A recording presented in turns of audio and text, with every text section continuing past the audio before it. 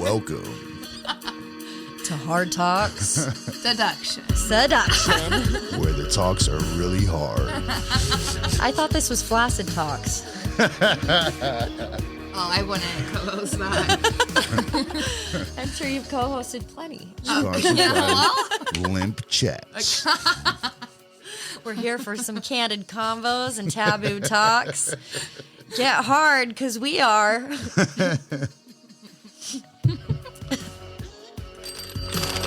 Ring, ring, bitch. Shit. Ring, ring. All right.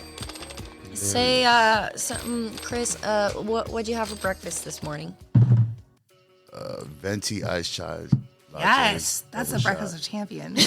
Is that what you had too? No, but anything from Starbucks is exactly what you need. You know, I really like their burritos that they had very briefly, and then they did away with them, and I could just do away You with were probably Starbucks the only now. one. Yo, their food prices are ridiculous. Yeah, though. they really are. $6 for a little And it's all frozen. egg shot. It's all You know what I frozen. mean? It's Hey, all in a package. Am I the only one who goes up to the counter and is just... Counter. I just can't help but like stare at the food display because I have to know how long it's been in there. Yeah. It's fake. It's not real. Oh, they're fake? It cannot be all fake. They're Yes. so realistic. No, I'm it's like, fake food. It just looks No. really Any old. food If it's fake, it still Oh, looks man. old. I'm going there tonight.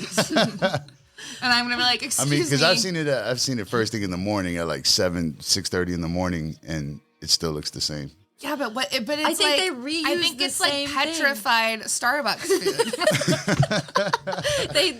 They dried it. They just Yeah. dehydrated it. Yes. Oh man. Ew, it's not jerky. I'm gonna ask. I don't know. I don't know any baristas. If any of Next time you you know. go in, I go in every morning, so I'll ask them next time. Hey, is yeah, be like, tell me that what's real? I don't believe you. When Take was a this bite. cooked? Is this supposed to look appetizing? Am I supposed to want to buy it? Because my appetite is gone. It looks real stiff. I think I'd get E. coli if I ate But that. like stiff, but like limp at the same time. You're Flaccid talk. Like, yes. God damn it. Good Yes. sound check, fam. Hey, if any of you listening, because this part's gonna be in the beginning of the episode, because it's great. Okay. If you guys, any of you listening, work at Starbucks, please tell me. Email in We at need to know hardtalkswithbnh@gmail.com. That display case. Epic. Is this taboo?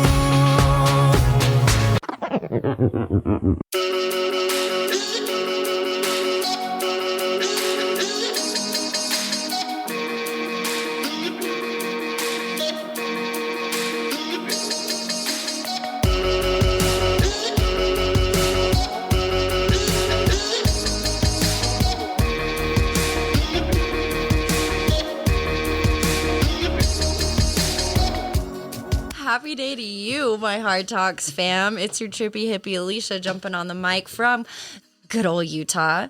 I'm joined this evening with your bitch bonus Bethany. Woo! She's back and she's in business. Yes. And we're also joined this evening with our good friend, Mr. Cruz. Woo!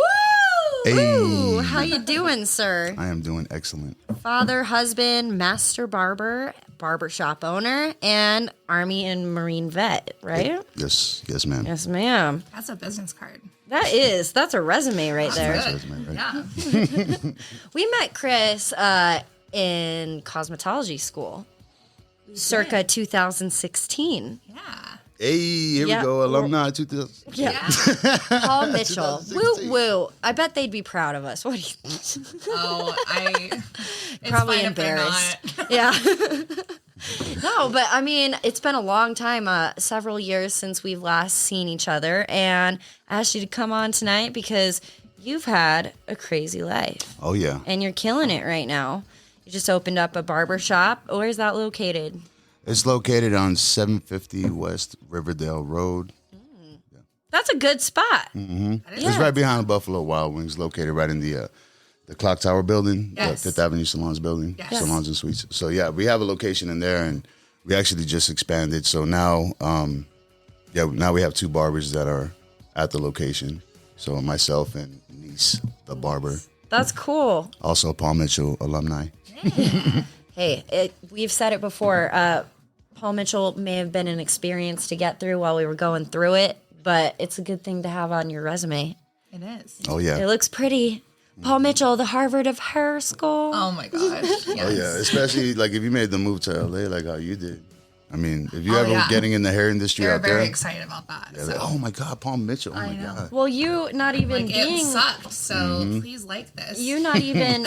you're mostly doing esthetician work now. I don't even do hair anymore. So I didn't even need to go there. But does it? I'm sure it still helps having that on your resume, right? Yeah, it And does. getting hired with the company that you work for. Mm-hmm. Yeah. Yo, so many people I know that we went to school with, they either didn't graduate or they just stopped doing hair completely. I do. Oh, high have fives to use- us. Oh yeah, I do use my license though. I Fives. just do different things now. Right. So I still needed that, but you know, It was all for the ride, right? oh It was my a good God. ride. For a while, and then It was like not a for repeat me. of high school, but It was so bad. At but the we end. were all at legal drinking age. Yeah, it was so bad. I mean, and then we get out and we all had fast friendships between the three of us. But we all get out and then it's like back to reality. Life kind of smacked me hard in the face. Shit, where did we meet? Did we meet each other in the smoking area? Is that where we all Yep. met each other? Yep. We're all taking a smoke break. We're smoking tribe. Good vibe tribe. That's when the smoking area was on the other side. Remember in the beginning? When you walk out of the entrance, we used to cut to the left The back Yes. alley. and smoke back there, and then we got scolded for smoking Yes, back and there. then Then we we had had to to, go like, across the street to across the the parking lot. street. I've always been one of the bad kids. I think so too, actually. And then when we went across the street to remember we used to take the drive up to the top parking lot. I think that. We used to go burn up there. Yes. I got a picture of us. I have a picture Oh of us too. Mm-hmm. No, and there was even Yes. like a parking lot kind of mall cop, security Yeah. guard. He would drive around in his little mini car with his alert light on, and it's The like yellow light. we'd have to duck the doobie and hide in the stairwell because the little smart car was driving around. Oh shit! I forgot about. Oh, yeah. that. Hey, That's guys. hilarious. Before we get too deep into this, this is an 18 and up podcast. We talk all things controversial, difficult, taboo, inappropriate. And, today we're going to be talking about some of Chris's experiences within the military. So any trigger warnings if you're sensitive to PTSD or, real life experiences. Anyway, had to throw that in. Have to toss it in there. Before I forget, because I have been prone to do that. But yeah, barbering school, that was a good time. What got you to that point, Chris? Like, when you got back, like, I'm going to go even further than that. What made you want to enlist in the first place? That's a good question. Yeah, Honestly, what was know the that. road to before we met at Paul Mitchell? So honestly, it was a spur of the moment decision. Like I had me and one of my buddies, Rivera, very good friend of mine. We were in high school together. We both had a friend that joined right out of high school. He joined the Marines right out of high school. We waited about maybe 9-10 months before we joined. So I got to a point in my life where I was getting into really bad shit, where it was getting pretty dangerous, and where I was living at was not the best place for me to be at. And that's in Boston, right? No, this was in Worcester, Massachusetts. Massachusetts, okay. Yes. Worcester, Saint- Massachusetts. Yep, Joyner Lucas. There you go. Yeah. Okay. Okay. So Worcester, Massachusetts. So, I needed to get out of where I was at, pretty quickly. I shouldn't have been there. So I made the decision to join. At the same time, one of my other buddy, like my buddy Will, his dad was a cop, and I think he kind of always knew that he was either going to join the military or become a cop. Mm-hmm. So he had made the decision, because excuse me, we both seen our buddy come back after boot camp, and he's showing off in his uniform and everything, and everybody's giving him high praise and everything. Yeah. He's looking slick. And then he's coming around our parents, and our parents are looking at us like, you fucking bums. Yeah. Like, look at this guy. He made something out of himself. Look at him in his uniform. He's looking sharp. Y'all should go do that. So we also had that influence as well. Mm-hmm. But to join the decision to join the Marines came. It kind of came on the way to the recruiter's office. Like me and my buddy were talking, and we're like, well, what branch are we going to look at? And we both kind of looked at each other and we're like, well, fuck it. If we're gonna join the military, go all out, you know. Let's see what we got. Let's test ourselves, push ourselves to the max, right? Let's see what the Marines got. Yeah. So we went to the Marine recruiter. They got us in right away. Well, not right away. We had to clean our systems first because we were heavy pot smokers. Yeah. So we had to clear our systems first, and A lot of water. yeah, you know. Boom. Then once we got our systems clear enough, so we can move from the recruiter's office to go ahead and head over to MEPS and go ahead and start the process. Head over. We went ahead and did that. And then by February 12th of 2001. So this is before 9/11. That was my ship out date. Oh my God. So that's when I shipped out to Parris Island, good old Parris Island, South Carolina. Oh yeah, that's the original Marine Corps boot camp. Yeah. So we got there, and we ended up being in the same platoon throughout boot camp. Well, that's a relief, kind of. It is, and there was a lot of comedy that came with it as well, because you seen one of your good friends getting fucked up just like you know. And these drill instructors, they are professional comedians that you are not allowed to laugh at. Like, they will fuck you up if you laugh at them. You got to hold your bearing because they will jack your whole shit up. You know, so it's a big there's a lot of mental shit that goes on with boot camp. You know, they build you, you know, they break you down, rebuild you back up, make you think you're Superman, you're invincible. Manipulation. Which honestly, like, I've done more shit than I've ever thought possible that I can ever do, you know, like, so I've been well above and beyond the limitations of my expectations. Yeah. You know, because of these men that trained me to, you know, to do that, to put me through boot camp. Yeah. And I'm sure you're grateful for that. Oh yeah. Yeah. Oh yeah. It's astonishing what our bodies can do. When you get there, let me tell you the feeling. And I'm thinking about my oldest daughter all the time because I know what phase of boot camp she's in right now. Right. So I know what the fuck she's going through. I'm like, she followed your footsteps, right? She's in the Marines. Yes. Marine boot camp. Yes. That is awesome. Yes. That's wicked. Mm-hmm. Yes. So she's in right now. She should be in week 2 right now. So, but and that's like the first 2 weeks, first 3 weeks are complete hell. Yeah. Complete hell. You sleep what deprived. Yeah. Sleep deprived. You're just constantly, you know, being shocked out of your sleep. Constantly being smoked. You know, they'll bring you up on the quarterdeck and just smoke the dog shit out of you, and have you pushing and doing sit-ups and just running in place, up, down, running my front hatch, running my back hatch, you know, up, down, all day. And you're just completely busted beyond all fucking recognition. And it just keeps going and going. But it gets to the point where the physical shit doesn't even matter anymore. Like, you get to the point where I'm not even scared of that anymore. Right. Yeah, the other shit. It's still the mental shit though, because these guys are like fucking bullies on your ass. Like, they're American bullies, like pit bulls on your ass all the time. And they don't give you any room to breathe, no room to fuck up, and they get you locked on very quick, fast, and in a hurry. You know, they're making Marines. They're training killers. You know, like they're training these young men to become, or these young boys to become men and to go out and do a job that most Americans cannot fucking do. Right. Don't have the motivation to do it. Right. It's the most intensive training within a military branch. Exactly. And, you know, they have the smallest branch of all the military branches, you know, so not very many people can fuck with the Marines, you know, like it doesn't work like that. My dad was a Marine and he was in the Vietnam War. He did 2 tours there. Oh yeah. I'll tell you right now, your dad's a hardcore bastard. He's seen some shit. I'm going to tell you right now. If he was in that era. Yeah. He's talked to my mom about a little bit of it, and she's talked to me about a little bit of it. He won't talk to me about it, obviously. Well, he's passed away now, but he wouldn't have anyways. But and in that generation, a lot of them. Shout out to your dad. That's fucking hardcore, for real. And in that generation, and we're going to get into a little bit of that, it wasn't, there were nothing, I can't even fucking say it. There was nothing available to be able to talk about it. You know, men were supposed to be strong and sturdy. It was so very taboo to be vulnerable and be honest. And PTSD wasn't a thing back then. And those like, if anybody needed it, they needed it the most. That's where it all kicked off at. You know, I mean, PTSD has always been an issue in the military, especially during wartime, right? Absolutely. So just being in the military in general, you're taking out of your comfort zone. You know, your whole lifestyle. Most people are coming straight from their parents' home. from a safety place, a safe place. Yeah. And they're being thrown into this world of the military where they're not your mom and your dad there anymore. Nobody's cleaning up your shit after you, Yeah. No one's there to hold your hand. Exactly. Yeah. So now you're doing things on your own. Plus you're in this hardcore military structure, you know?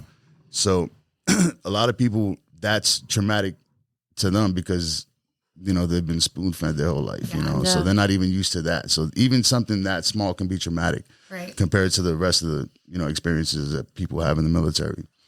But yeah, with PTSD and mental health, people experience all kinds of things, even deploying, going to combat, even just being in the country that there's a combat, zone going on, or a combat, a war going on, that can be traumatic just because you're taken out of your environment. Right. Just being in America and having all the comforts and all the, everything, all the luxuries that we have here and not having that available to you at that time. Then it gets even further. Then you got to sleep outside in the dirt. Then you got to sleep in a hole. Then you got to sleep outside under the stars. All kinds of, then you get people shooting at you. Then you got rockets and missiles and mortars and shit going off. Then you got helicopters and jets going around shooting shit up, fucking everything up, So it's a whole different environment. And when people are taken out of that, that comfort zone of their home lifestyle, it's very, very traumatic. Yeah. Well, not only that, but being placed in an entirely new continent, a whole different culture, a whole different people, but even here in the United States, it's the same thing. Like if you go from a place like New York City to Utah, huge culture shock. New York is a melting pot, as diverse as just as anything I've ever seen. Right. Mm-hmm. Here in Utah, it's mostly white. It is not. Exactly. It is not. It's not really diverse. I mean, I'm from Iowa, so. But even in the short time that I've lived here, I've seen a gradual change. I've seen it getting a little bit more and more and more diverse. We have a lot of people moving in from California now, so I see a lot more diversity, a lot more people coming in from Colorado as well. It's the shitty housing market, and it's also, not ironically at all, it's just fact, but the military base that brings in a lot of diversity. Oh, yeah, for sure. Mm-hmm. Yeah, Hill's a huge Air Force base. Yep. And COVID definitely changed people's ideas of where they want to live, right? Because they don't want to be in the big cities no more. Well, yeah, and then states were able to make their own rules, right? So if you don't like your rules in your state that you live in, you move. Yeah, but eventually all the states are going to sign on. It's going to happen eventually. I mean, unless you're like... This is a tangent. This is a tangent really quick. But you lived in New York for a long time, right? Yeah, I was born and raised there. Yeah. So I always think about people leaving New York and coming out to the Midwest or something, living in a flat or a so many bedroom apartment for generations and then picking up and moving. I couldn't imagine that. Oh yeah. I mean, but even before I moved to Utah, I also lived in San Diego. I lived in Washington State. When I joined the Army, I got stationed at Fort Lewis, and I was living up in Washington. So that's a lot more country, than I've ever seen. Even going from New York to San Diego was different because I was born in Manhattan, and I moved back and forth from Manhattan to Bay Ridge, Brooklyn, and it's pretty crowded, Yeah, absolutely. Once you leave New York City and you go to anywhere else, even to Worcester, Massachusetts, there was a lot more. It was a little bit more open, but it was still city. It was still urban. But once I got to San Diego and I seen how everything was spread out, I was like, holy shit. And you can see the ocean and it's pretty and it's blue. I'm it's pretty. Wow. Yo, you can come to the beach, there ain't a fucking turd floating in the water or fucking condoms. I'm like, yo, that's crazy. This is a whole new ocean over here. We don't have to worry about stepping on broken glass in the sand. I'm like, this is crazy. Everything just looks so much cleaner, and because there's not as many people congested in one area, you know what I'm saying? People just dump their shit. So you'd never move back to New York is what I'm hearing. Fuck no. What about? I mean, I love my city. I love New York, but I can't. I've seen too much of the United States to want to go back to the city. Yeah. You know what I mean? I've seen. To be fair, he is repping New York head to toe right now. Yeah, we're looking at it, people. We sure are. No, so you joined the Marines first. Yes. When was it that you decided to transition into the Army? Well, let's see. Pretty much as soon as I finished my first contract with the Marines, because my original contract got extended because we did deploy to Iraq. Yeah. in 2003 when we invaded. So I went for OIF 1. So we went there. We staged in Kuwait. We staged at the border, and then as soon as we got word that the ground invasion was about to begin, we got word and we went ahead and proceeded with the ground invasion. And the first place we took was Basra. We had to set up a hasty airfield. You know, we met, you know, minor resistance. You know, we went ahead, took everything over, set it up fairly quickly. Now, before we even went into Iraq, we went to Kuwait. Our main objective was to set up a 500-man camp for infantry Marines to come in and stage there to go ahead and push into Iraq. Yeah. Right. So I was part of an engineer unit, right? I was with Marine Wing Support Squadron 373. Shout out. Aces. Aces. So how many people were on your squadron? Shit, in the whole squadron? I don't even know. Or in your unit, you know. So in my let's see, in my company there was probably about 60, probably about 60 Marines. Yeah. But I bet you guys were still close knit as hell. Oh yeah, for real. Like, yeah, because we work together every day. Every day. We see each other from bright and early, and then we even live together when we live in the barracks. Right. So, you know, so we all living together, we're all working together. You know, you develop a bond, you develop a brotherhood. Yeah. And that's what I was going to get into when I was going to tell you that story about the Please do. Please do. But, oh God. So yeah, we got plenty of barrack stories and shit to tell. So living in the barracks life. Yeah, we have to hear that one. But we get bored. Marines get bored living in the barracks. You gotta make fun somehow. I bet. And tell me about the fucking desert. Hot as balls. Which one? Kuwait, Iraq. Yeah, and during your first invasion, where you first invaded. So for Iraq, oh yes. Yeah. So for Iraq, when we first headed out there, it was in February, March, April, May. Yes. So we staged in Kuwait in January. So we got to Kuwait in January. We staged out there, and then the ground invasion started in March. So it was still wintertime when we got out there. So the heat wasn't too bad. It was windy as fuck. It would get cold as fuck at nighttime.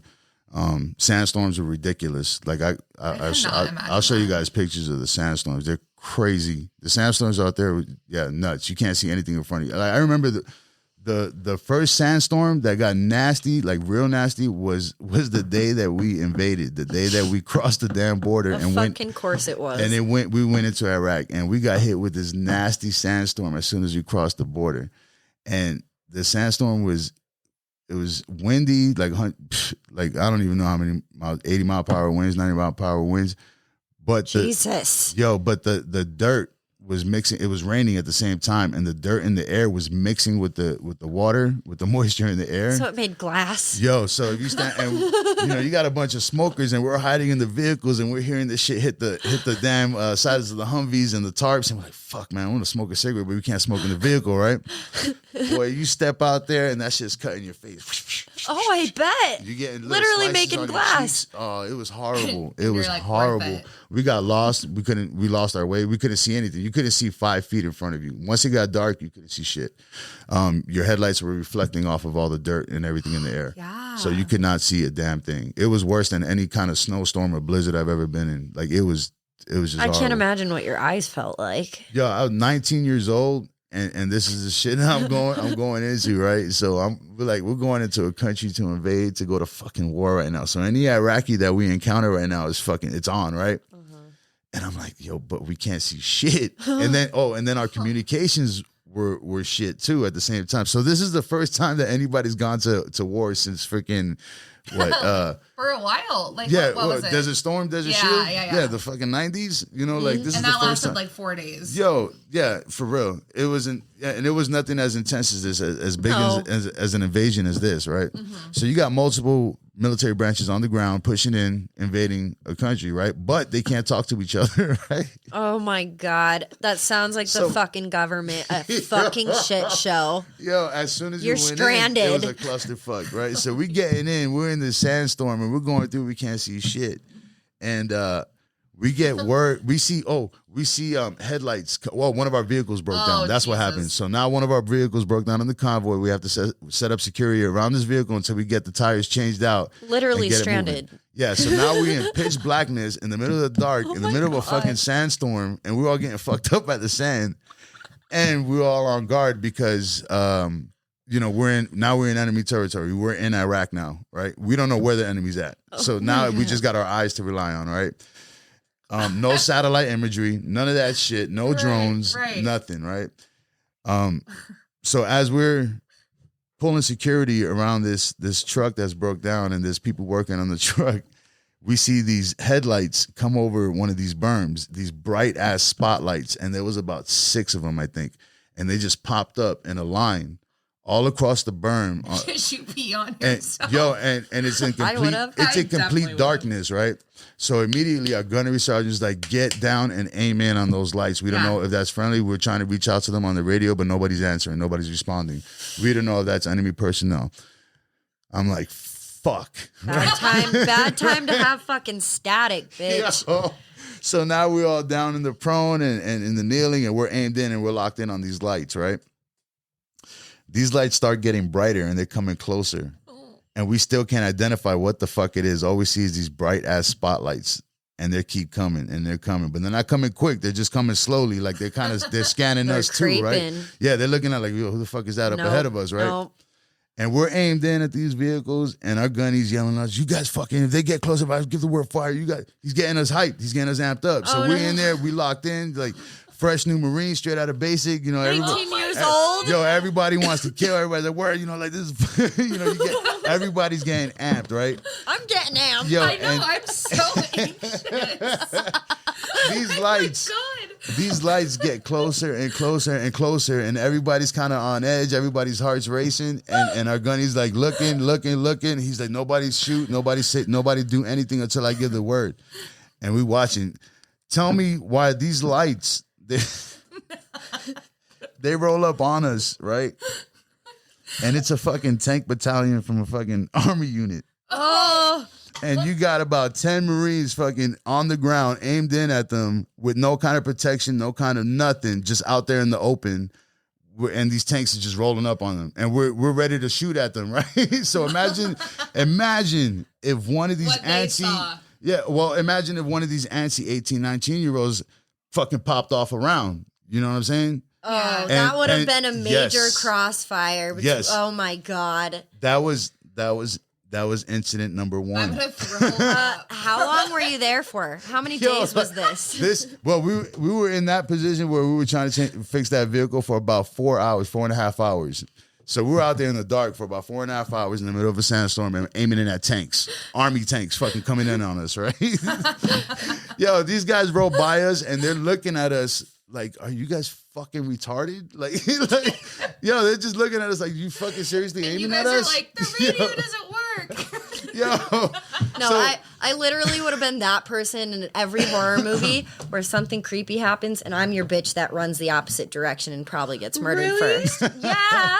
Just rolling up on them, and we're ready to shoot at them. Right? So imagine, I've seriously escaped death way too many times, and that was one of my reasons for like agreeing to the medical retirement to get out of the military, because I thought about it and I was like, yo, next time I might not be so lucky. Like I got to the point where I got fucked up pretty bad, and I was like, yo, I've deployed 5 times already, and I made it back, and I've never got hurt until this one time.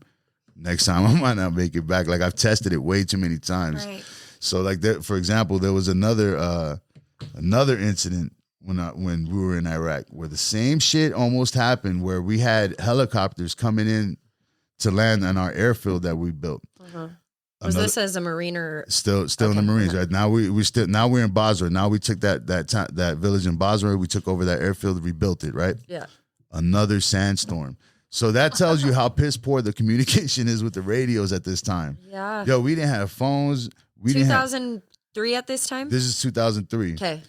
Let me tell you, like the amenities that they have over there now, like on these big, well, not in Afghanistan anymore, but when they did have the bases in Afghanistan, right. Yeah. Yo, they had restaurants. They had like pretty much almost like shopping malls and shit over there. Like they had everything they needed to get over there, but when we first went over there, we didn't have laundry. We didn't have showers. We didn't have shit for like 2.5 months. What? 2.5 months, huh? What do you that's do? a stinky Fucking- company. That's the baby wipe showers. Oh Yeah. no! For 2 months, Yo. and there's no bodies of water anywhere for probably hundreds They're of in miles. the desert. I know. You never know. No, you don't want to go in the water that they have over there. You don't want to go in that. Why? Well, because they, I mean, we've seen them bathe in there. We've also seen them poop in there and fucking urinate upstream. And, you know, and then when they bathe, So it's like any they lake. don't use shampoo. They don't have the shit that we have. They don't have Right. soap and shampoo and shit. They're just bathing in fucking natural water. So all that funk and everything and all the poop and all the piss is That all makes sense. in the water. And we were seeing that. They're like, nah, I'll just baby wipe that shit up. Yo, for real. I mean, and then no laundry. And so let me tell you that's how terrible. bare our packing list was when we went, right? So when Marines deployed, we were forcing readiness, right? So we have to be ready within 18 hours to move, right? 18 hours, right? So we always have like an assault pack and our rucksack and all our shit packed, ready to rock, right? And especially when it's during a time of war. Within 18 hours, we have to be ready to go. Our shit had 2 sets of full uniforms. So 2 tops, 2 bottoms, 1 set of coveralls, 2 sets of boots, 6 socks, 6 skivvies, 6 shorts, you know, PT shorts, 6 undershirts, right? The green shirts. So that's what you wore for 2 months. And then hygiene equipment, right? Which was pretty much baby wipes, a shitload of baby wipes, fucking shaving cream, some fucking shavers. Because you got to stay clean shaven. Even have to, yeah, because even at this point where you going into somewhere where you don't got shit, you got to have a clean shave no matter what. That's how Marines rock. And right? that's how your art form was born, huh? Oh yeah, exactly. Yeah. I started cutting hair when I was in what was that? I was in Courthouse Bay, North Carolina, in Camp Lejeune, North Carolina. I was in MOS school, and I was an E1. Pretty much making shit for pay. Yeah. I wasn't married. An E1. Yeah, I was a private. I didn't make shit, right? Right. Marines have to have a fresh haircut every Monday morning, right? Because you have a uniform inspection every Monday morning, right? So your uniform better be sharp as fuck, right? And you better have a clean shave and a fresh cut. So on the E1 pay, that shit's kind of costly, especially when you want to get a cell phone and you want to get a car, you know, because you want to be able to get around and go see wherever the fuck you're at. Right. So instead I invested in clippers. I started cutting my own hair, and then once I got good enough where, because if I fucked up, I just shaved my head bald. You know, we're all fucking Marines. You know, people are still rocking the bald cut. Yep. That's how you got so good at cutting your own fucking hair. Oh yeah. So well, from that point on, I've always cut my own hair. From that point on. Oh my God! I love this story so much. And then just. It's only been within like the past couple of maybe 2.5 years where I started getting comfortable with having niece cut my hair. And right now she's the only one I trust to cut my hair. I don't trust anybody else besides myself to cut my hair. I've tried, I've tested, and too many people have done where. And I bet you still mostly cut your own hair. No, I'll clean it up in between cuts. Like if I can't get to her or if she doesn't have time, I'll taper up my shit on the He's ends. like, no, I trust her. I trust her. But yeah, for real, every time she's done, and every cut that she does, I swear that shit gets better and better and better each time. That's the best part about cutting hair, because you do get better with every single fucking cut. That's why fades are my favorite, because you can bang them out, make some good money, and add some really good quality to it. Oh shit! Cheers. Cheers, fam. There you go. Ooh, yes. But yeah, she's the only one. So I got spoiled, especially working with her now. Like we're definitely spoiled because we trade our haircuts. I cut her hair and she cuts my hair. Now. I love trade services, to be honest. It's so much easier to cut somebody else's hair than it is to cut your own hair. So I'd rather cut her hair than cut my own hair. Yeah. I bet it. How long does it take you to cut your own hair? Shit, I had it down to about maybe an hour and 20 minutes. Okay. Like to get a pretty decent fade. And this is like a tight fucking fade. Like, okay, this is a like, very good can I haircut. please share like some of your? I want to share one of your fades. Okay. Because we're gonna get into like your barbershop and how you open that in the end. But dude, this fucking guy right here is like the Michelangelo of fucking fades. Okay, so I was gonna get into this later, but I have to say it now. This motherfucker starts school the same time we do, and within like 2 months of us all being there, Chris is teaching fading classes, okay, as a student. And it was like... Yeah, he probably has more experience than most of the teachers. The other thing a lot of people don't know, they would assume that I'm a barber. I'm actually a cosmetologist. Remember that? You had to do the coloring? Yep. We all did it together. I had to do nails. I had to do coloring, hair coloring. I had to do balayages. I had to do all that shit. And it was so fun, wasn't it? You had to do makeup? It was cool. How many perms did we roll together? Fuck. Probably 300. Yeah. No, until we got smart at the end and we just put such a mannequins. I hated every minute of it. I hated doing perms. I fucking hated every minute of it. But I've had people ask me recently if I perm because that's coming back, especially with the boys cut. Yes. And I'm just like, I rolled over 1,000 fucking perms in hair school. So no, that is not on my service menu. I don't want, especially because I do it out of my house. You like my fancy barbering chair over there? Oh, yeah. Yeah, no, yeah. I didn't even get to see it. Oh, you'll get to see it later. All right. But it's a nice one. I'm proud of it. But I thought you were pointing at that chair right there on the wall. It's like a folding chair. That little ass stool. Do you like that? I was like, yeah, that's nice. No, but I'm just like, I don't want my house to smell funky because perms smell funky as fuck. Yeah, they smell like rotten eggs. They really like sulfur. do. They really fucking It's like do. a fucking demonic presence. And So before you transitioned into the Army, you finished your first tour. What made you want to get out?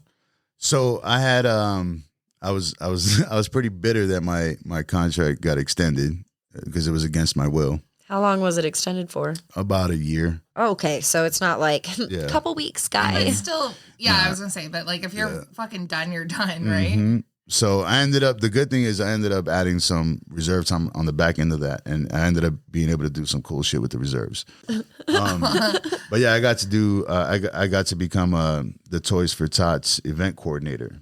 So it was that was the sickest job. That was the sickest job I've ever had in the Marine Corps. So when I joined initially, I joined as an 1141. If anybody knows the codes with the MOSs, but it's a basic electrician, right? Okay. So I was an electrician when I was in the Marine Corps, but I was with the Combat Engineer Unit. So when we were deployed, we were responsible for our own security, our own route clearances. So we operated and maneuvered as our own single entity, right? We had no infantry Marines protecting us or MPs protecting us or any of that shit. Like just you guys. It was just us defending our own shit, defending our own water points, defending our own airfields and shit like that, right? So, so after doing that for a while, I was like, well, fuck, I picked up some kind of basic knowledge with electrical work. Maybe I can build something with that, right? So I looked into one of the other Marines that was in my platoon. He got out and he got a job with this company called KBR, right? It's a Halliburton subcontracting company for the military, right? Mm-hmm. So he got a job doing that shit as a HVAC mechanic, right? Mm-hmm. So he worked on air conditioners and shit and heaters and shit. So I reached out he got me the information for the recruiter. I reached out to the recruiter. Bam, they had an opening for an electrician. And I seen the pay. I was like, well, fuck, my unit's on rotation for deployment anyway. So if I were to relist at this point, two things were going to happen because I deployed to Iraq, I didn't go to Japan. Now, every Marine has to do a tour in Japan, Okinawa or Iwakuni, right? Yep. So within one of their contracts. So because I didn't go on my first contract, if I re-enlisted, I'm definitely going on that second sign up, right? The chances of me staying where I was at were very, very slim. Mm-hmm. So either way, I was either gonna have to go to Japan, and if I stood where I was at, I was gonna go back to Iraq. So one of the two were gonna happen. So I seen this job opportunity with KBR. I'm like, bet if I'm gonna go to fucking Iraq or Afghanistan, I might as well go with this company, get paid bank, and not have to deal with any of the bullshit, right? Double dip a little bit. Yeah. I still working for that company for 2 years. I worked in Afghanistan for about a year and 7 months. The last 4.5, 5 months, excuse me. It's the bruise. It's the bruise. The last 4.5, 5 months, they took me out of my fucking comfort zone. I got pretty comfortable in Afghanistan. I was working on a big base, right? And Bagram Airfield. And that place is like the Disneyland of all bases, right? Right. But you're expected to work your full amount of time. Like, so when you sign up, you're working 84 hours a week. So 12-hour days, 12-hour days, 7 days a week, right? And when you're on these big bases, you expected to work those times because you got a lot of people watching you. Oh, thank you. Yeah. You got a lot of people watching, a lot of higher ups, a lot of generals, a lot of lieutenant colonels, a lot of colonels, a lot of fucking higher ups in the company watching you. Right. So anytime I got to the point where anytime probably about after 6 months or 7 months of being at the big base, I got to the point where I started volunteering to go on these little jobs that were at these other smaller bases all over Afghanistan. So I've been all over fucking Afghanistan, everywhere, from north to south, east to west. I've been everywhere. And I got to one campsite that was up in Lashkargah, and this is northeastern Afghanistan. And this campsite was so freaking dope. Like, I didn't want to go anywhere else because it was so small. I was the only electrician, but there was no hard structures. There was pretty much tents set up everywhere. So all the electrical work was easy as fuck, right? Yeah. Yo, and then here's your foreman, lantern, bitch. Yo, my foreman, yo, the coolest motherfucker ever, man. This dude did not give a fuck. Like, the speech this dude gave me when I got there, he was like, hey, this is the way I operate. He said, every morning we get service orders. He said, you take your service order, go do the fucking, go complete your mission. I don't give a fuck what you do after that. He said, I'm going to pay you for your 12 hours as long as you get them service orders done. I'm going to put down 12 hours. I was like, yo, so I can come. And then, yo, the house they had set up was fucking dope. Like, we had a dope-ass crew out there. We had a dope-ass HVAC mechanic. We had a dope-ass, our foreman was dope. Like, we had HVAC, electrician, plumber, and construction. We had one guy that used to cut all the wood and everything. Right. And a welder. But yo, they had the only hard structure besides the special forces unit that was right next door to us. So these two guys got and the reason why the maintenance guys get the dope shit too is because they hook everybody up. You know, they're hooking up your electrical. If you want extra outlets, they'll fucking throw that shit in there. You want extra lights, we'll hook you up. You know, but you got to hook me up too, right? So everybody takes care of the maintenance dudes, right? Because they get what the fuck they want, right? Yeah. So we used to done. We used to kick it back there. Oh man, some of the shit that we used to do. I remember that one of the electricians that I was replacing, because he went on vacation. He comes back and the foreman was so cool, like, because I was only supposed to go out there for 2 weeks. But the foreman was so cool, was like, yo, do you really want to go back right now? I said, fuck no, bro. He's like, you want to stay for another 4 weeks? I said, yes, I do. He goes, all right, I'll make that shit happen. I was like, bet, right? So I stood there, right? So the guy that replaced me, he gets back, but somehow the foreman worked it out where I didn't have to go back to Bagram, right? Mm-hmm. So this dude that I replaced, he was an old cranky ass motherfucker. Like, they used to fuck with him because he was so ornery. Like, he was just cranky all the fucking time. So they used to fuck with him to get him started. And then when he would go on a rant, oh my God, he looked like Daffy Duck just going on a fucking rant. Like, he would fucking freak out, right? So I remember one night we had got fireworks from the locals, from the Afghans. We got a bag of fireworks, right? And How the did shower. that exchange go? I need to know first. Can't Sounds like ask. something you should I can't ask. Well, we used to do a lot of maintenance. Let's just say we used to do a lot of maintenance work at the gate, where we used to have to work on the floodlights and everything at the gate, the generators and shit at the gate. So we actually had local nationals that would come on base, and they would set up what's called a bazaar, right? It's like a free market that they set up on the base where they sell all their goods. And, yeah, fucking bootleg DVDs, all the movies that we can't see in the movie theaters because we're over there. We can watch that shit bootleg over there. You know, Shit. And it's like $2 DVDs. When I was there, it was $1.50, and then $2 DVDs. $2.50 for a carton of smokes, L&M's or Cools. Oh, damn. A whole carton. So they're stale. A carton? Yeah, stale, but they keep you going. It's a mental thing. It's fine. It's the placebo effect, okay? Oh, It yeah. still matters, or it counts. So let me, with this fireworks, we got this bag of fireworks, right? And back then, this was back in 2006. This is 2006. we didn't have the phones and the technology that we do have right now, right? Yeah, we couldn't, Nokia bricks. Yeah, exactly. We didn't have video camcorders and shit at our fingertips. But man, if we could have recorded some of the shit that we did, that shit would have been crazy. I would have had a dope ass YouTube channel set up right now. But Start your own pod, man. he was bitching about something, and we waited for his ass to go take a shower. And the showers that we had over there were these little shipping containers. And we had they had plumbing and everything installed. They had showers, and then they had toilets and shit set up in there too, right? But it's metal, right? It sounds hot. So no, it's not too bad. They have windows and exhaust shit and everything set up in there, and then heaters. Steam and Alicia thinks she's taking a shower in a pod. So she's like, no, I'm thinking a steam box, like an oven, like. So we had, for this instance at least, we had our own trailer showers, and the SF dudes, they had their own trailer showers, so nobody else went in our shit, right? So usually when anybody went to take a shower, they usually had privacy, you know, nobody else was up in there, it wasn't crowded or jam packed or anything like that, right? So we waited for this fool. He was bitching about something, and we were laughing in the background, like, yo, you hear this motherfucker? Like, yo, let's wait for him to go to take a shower. So he storms out, and he has his towel wrapped around his waist, and he has his flip flops, and he's walking across the gravel, all pissed off, bitching all the way to the showers. And we waited for him, and we watched him. As soon as he went into the trailer, we all stacked up against the wall right outside the window of the trailer. Tilt. And we're peeking into the window. And we waited for him to go into the shower. And once he went into the shower and closed the curtain, I went in. I grabbed it was like an M80. I grab an M80. I go in there. And I go to the stall directly next to him. And my man's in the shower, and I hear him talking to himself, and he's still bitching. Like, nobody hears him. Like, in his head, nobody hears him, but he's still going off. I'm like, yeah, which was cool because he didn't hear me sneak in, right? Yeah. So I go in.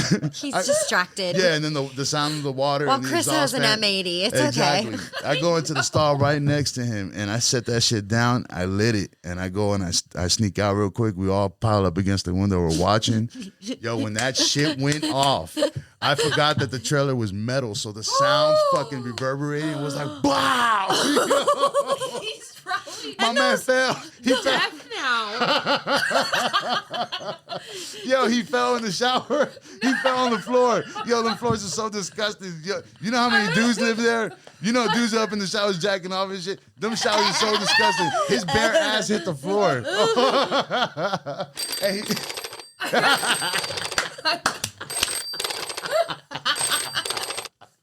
Motherfucker. Yo, I'm serious. You got all these dudes out there. It happens. I mean, you got all these dudes out there. They don't have any relations with anybody for fucking a year, right. 2 years sometimes, you know. So, I mean, it happens. So you got to expect the nastiest shit in a men's shower, especially in an environment like this, right? Oh. When he hit the ground. Those M80s are fucking loud on their own. In a metal pod. When he hit the ground and his ass hit the floor, I fell out. I was dying. I was dying. I couldn't hold it no more. And I seen him hit the ground. And I seen him try to get up, and he slipped and hit the ground again.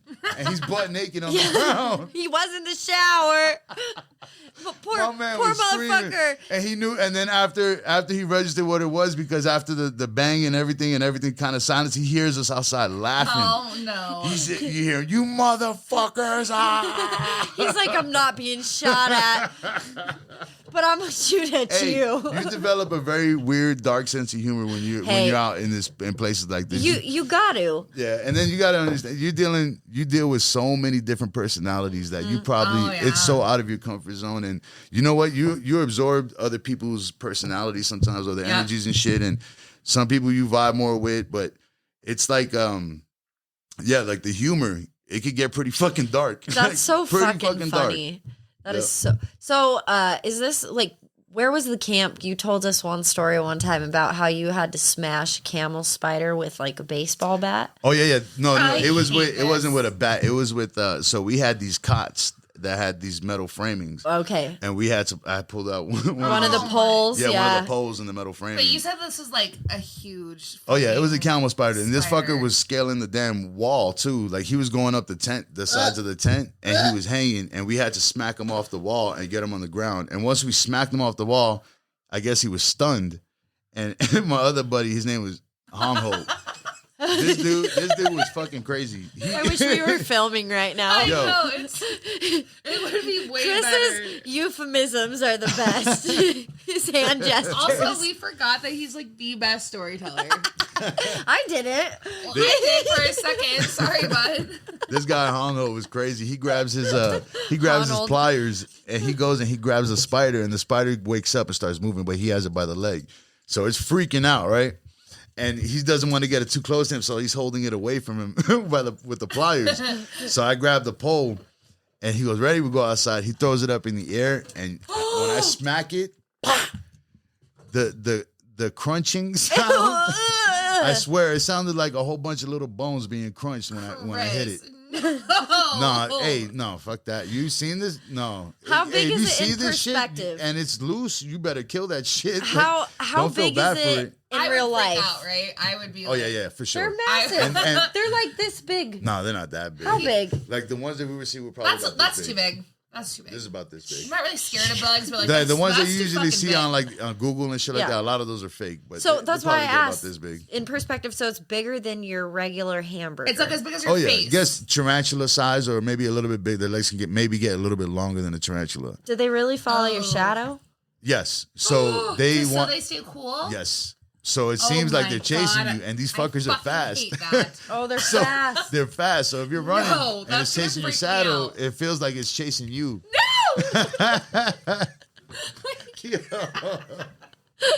I was like imagining that happening to me, and then you did that. I just scraped up her arm a Oh little my bit. gosh. A little bit. I really almost peed a little appreciated you bit. using the corkscrew as the spider. To, like, I really wish we were filming I right now. know. We might have to do another one sometime and then film it. Chris can always come back. He's always welcome. I'm with it. Wait, can I ask a very important Yes. question? Did we ever talk about the Whippet story? That's what I was going to Not get yet. back to. Yeah. Okay. It was Yeah. so because Okay. that was still in the Marines, right? That was before you went to the Army. Yes.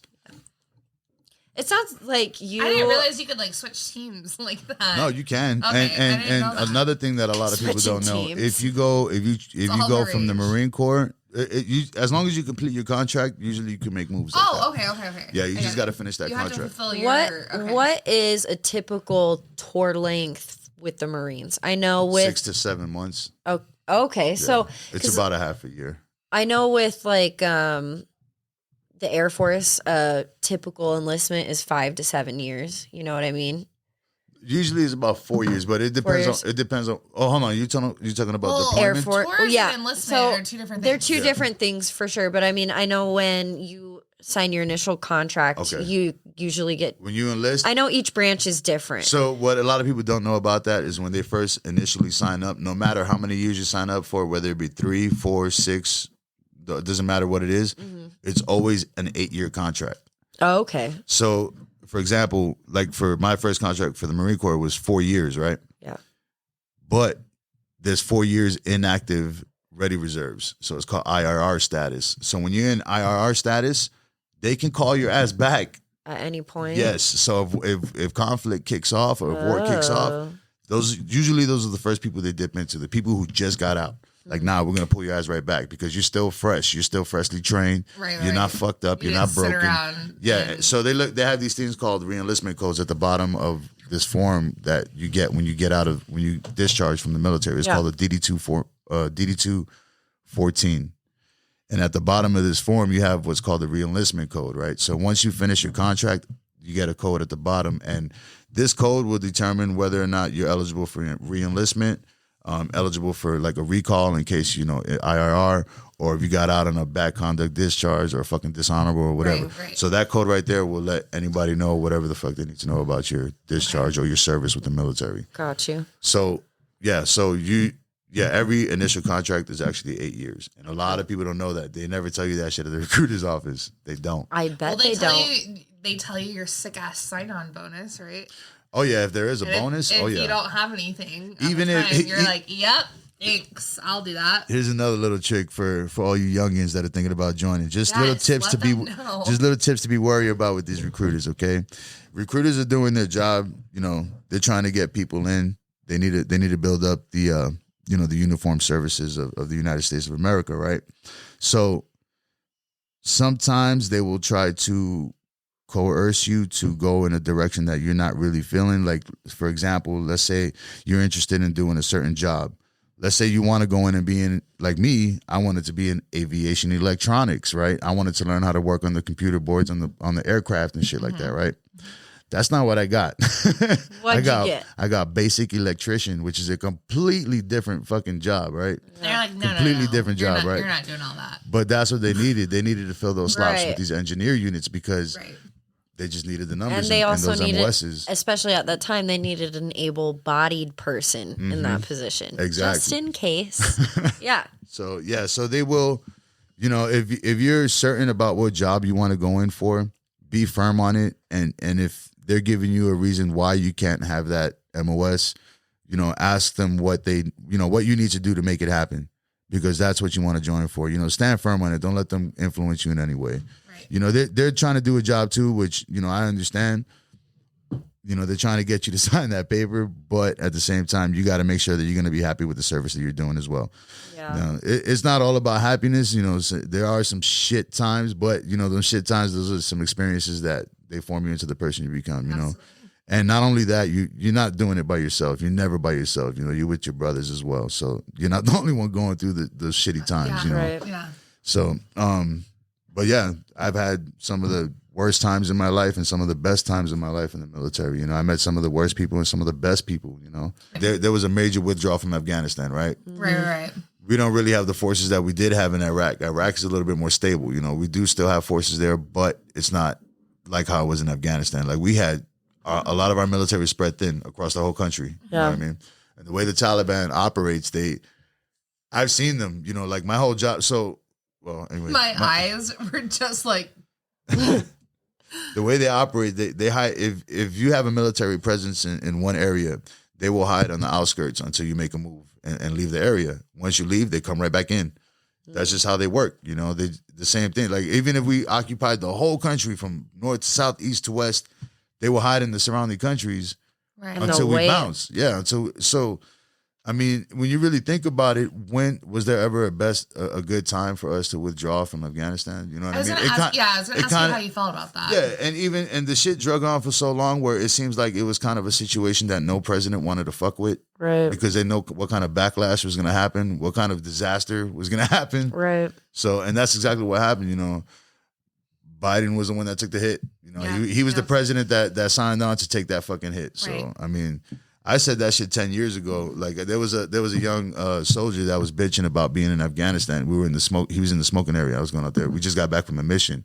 And I was like, bro, what do you think would absolutely happen if we left out of here? He didn't want to be there anymore. He was like, fuck this place. I fucking hate these people. I hate fuck this country, whatever, right? Mm-hmm. Which you get to that mindset, it's constantly drilled in your head where that's just part of our military. That's part of our military mindset, and a part of our training. When you go to war with an enemy, you dehumanize the enemy. It makes it easier to kill the enemy, right? Yeah, absolutely. Dehumanize them, right? Yep. Like, we're at the point where we'd rather kill an Afghani versus killing a fucking dog. You know what I mean? Like, there was dogs out there that we had to kill because we had rabid dogs on the base. No, I get that. That's different, right? That shit was more heartbreaking to me than having to pull a trigger on a local. You know what I'm saying? Oh, that's so hard. With a weird little oh my fact. God, that's so hard. Did you know Hitler? He's like. No, I'm just telling you. So the SS, the Nazi police, they would give them little 6-week-old German Shepherd puppies. And they would have to raise them. Where is this? No. Don't even go there. For 6 months, and then they had to kill them. And what the fuck? Wasn't that was in a movie? Wasn't that in Old Yeller? No. He has to kill his dog. The Kingsman movie. I don't think I've seen that. The Kingsman? I've seen that. That's a great movie. Remember when they tried to make him kill the puppy? Yeah. Yeah. And he would have kill it. Take all these dogs out there, and it was basically the worst way you could do it, the more props you got. And there are like officers that commit suicide about that because they're like, I'm not going to kill this dog. I couldn't kill my dog. Jesus. I would not do it. Sorry to bring you down, fam. Sorry, go ahead. I mean, We're just murdering golden retrievers over here. it depends on the No, they're job German The set. fucking Nazis. It depends on the job set they had to do. I mean, if you have to get somebody who's a cold-hearted fucking killer, yes, make sure they can kill a fucking puppy first. Yeah. You know, Yeah. I got that was like a test and that was a thing and I totally got that, but that's like At a least- fucked up tactic, right? I mean, at least it wasn't a baby. Oh God, okay. You see what I'm saying? my God. It can get real dark. You see what I'm saying? Yeah. I mean, so I mean, it's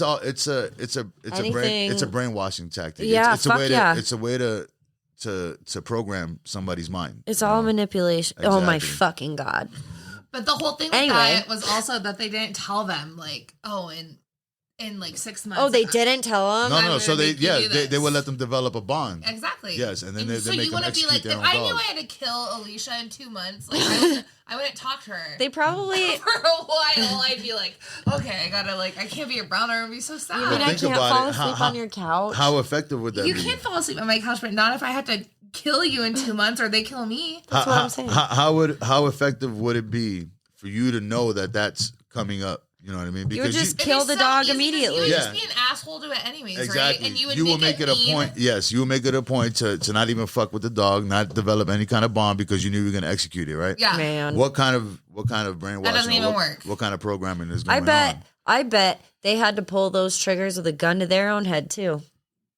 I couldn't have done it. could've Anyways, been sorry, something else. sorry, went on that sick tangent. Anyways. that just on? I don't popped know in my head. where Hitler came from. Well, because it was the fucking Because you Nazi had an military easier army. it was easier in a way for you to kill a local versus killing a rabid Well, dog. yeah, and it's Oh, That's yeah, where that's it why I came brought from. it up. Oh, okay. That's All where right. it full circle, fam. Full I'm like, circle. I'm fucked up. I'm talking about that stuff. Okay, sorry, I got it. I I remember. forgot how we got there. I know. For a second, I was like, sorry. It I don't always know where comes I- back on this show. It may take a long roundabout way, but it always comes back. Hang in there. Hang in there. Anyways, I regret even bringing it up. It's literally Chris's fault because he was talking about dogs.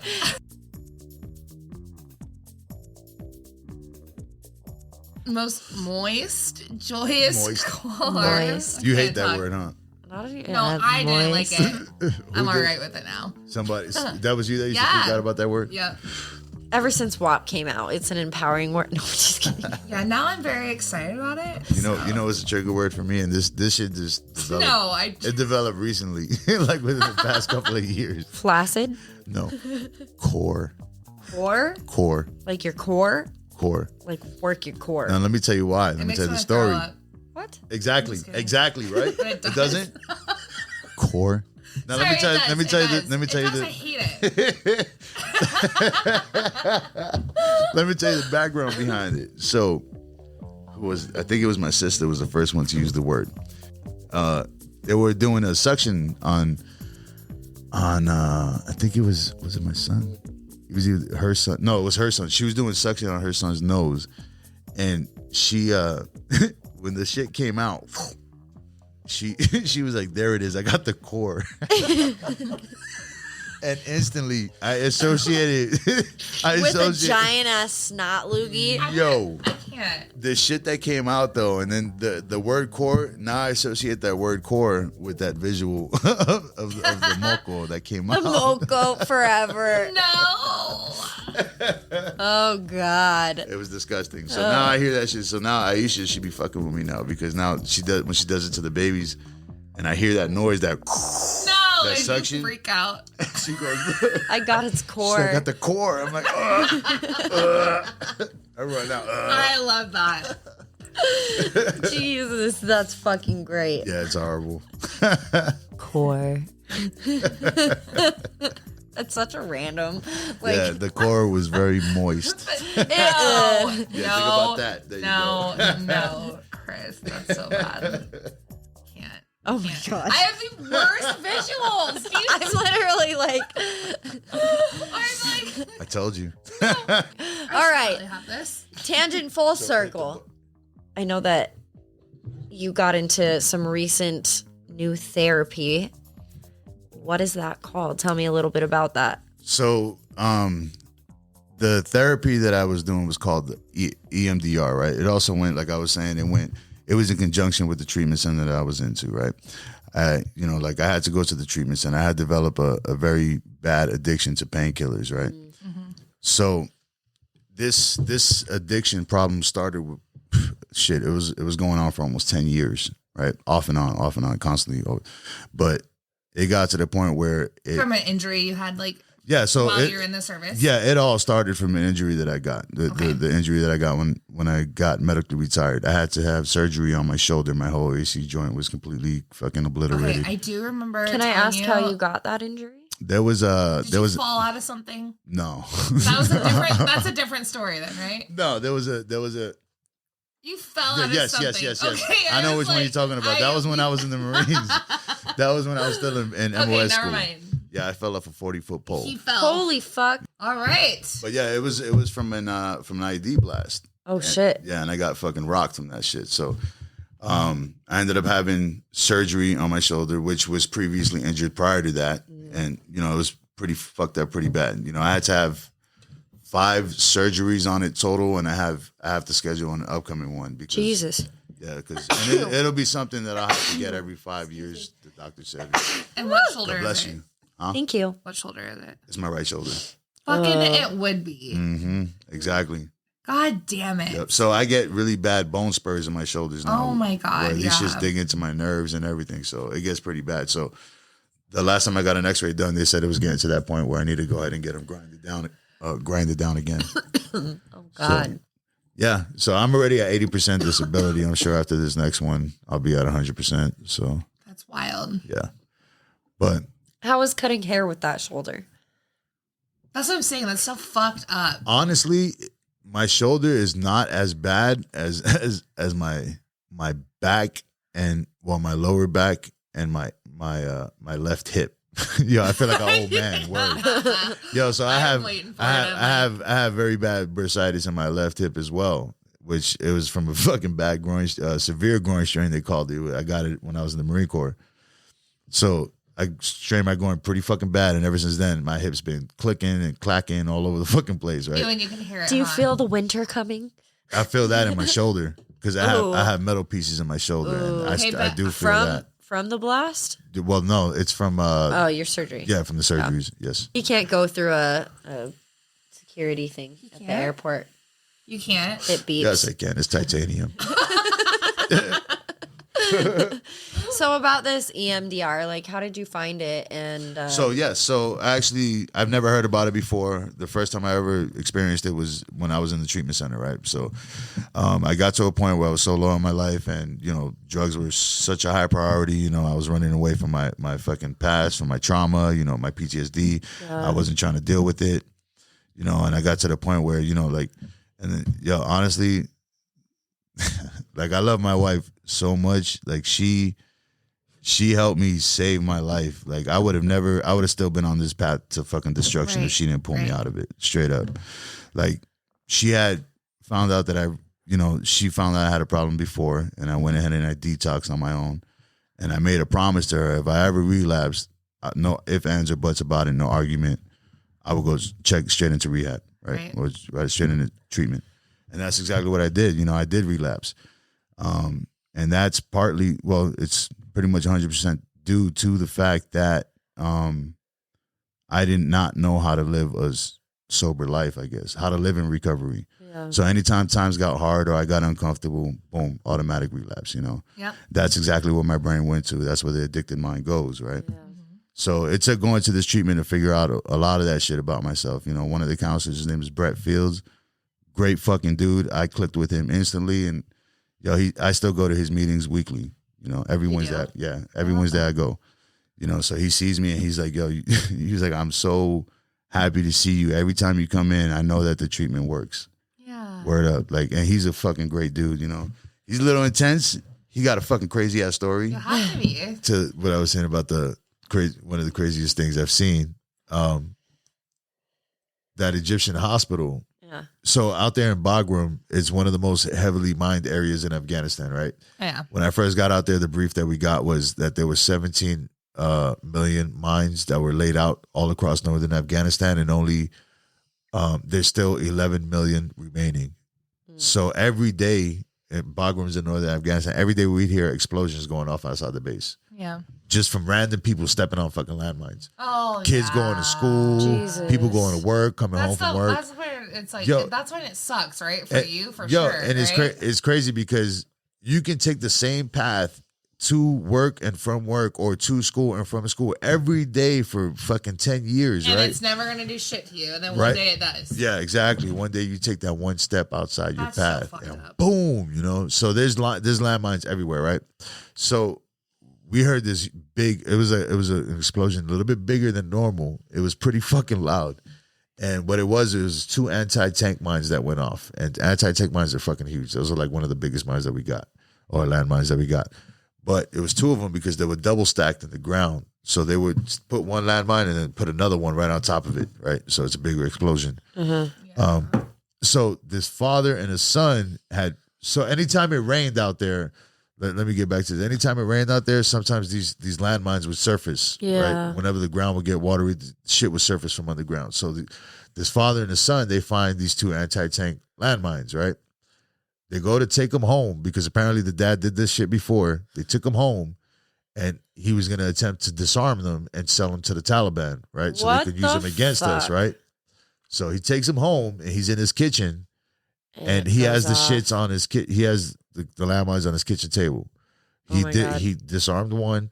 He was working on the second one, and the shit goes off. Boom, blew out his whole kitchen. Him and his son both got blown up. Now they were alive when they got to the hospital, but we seen them come in, and we seen the pieces that they were in, and we see the mess that they were in. That's and the fucking, that shit was pretty fucking sick. Like that scarring. That stands out in my head a lot. Another one was this during my time in the Army. There was we were providing overwatch for, we call it a RCP, or a route clearance package. So it's usually a convoy that goes out to clear a route for another unit to come through, right? So you clear this route, make sure there's no IEDs, make sure nobody's going to go fucking ambush anybody, make sure shit is safe before the main units come through, right? So we had an RCP going out, and they get ambushed, and they get pinned down in the fucking road, and they're surrounded by mountains on both sides of the road, and they're getting shot at from a higher elevation, being shot down. So they're stuck in this fucking a draw. Yeah. And they're stuck in this pass, and they're being fired upon. So they're stuck, they're pinned down, right? So we had what it's kind of, it looks like a blimp that goes over the base, and that blimp has a camera that can see up to 14 kilometers out, and we're watching these dudes get fucking hit, and we could see where all the muzzle flashes are on the side of the mountains. So I call in a fire mission on the locations where these muzzle flashes are coming from on the sides of these mountains, right? Yeah. What a fire mission is pretty much you get on the radio and you talk to an artillery battery, right? They have these big ass artillery guns that, usually 155s, and they're pretty big. They're big as shit, right? Explosive rounds or explosive bombs, pretty much.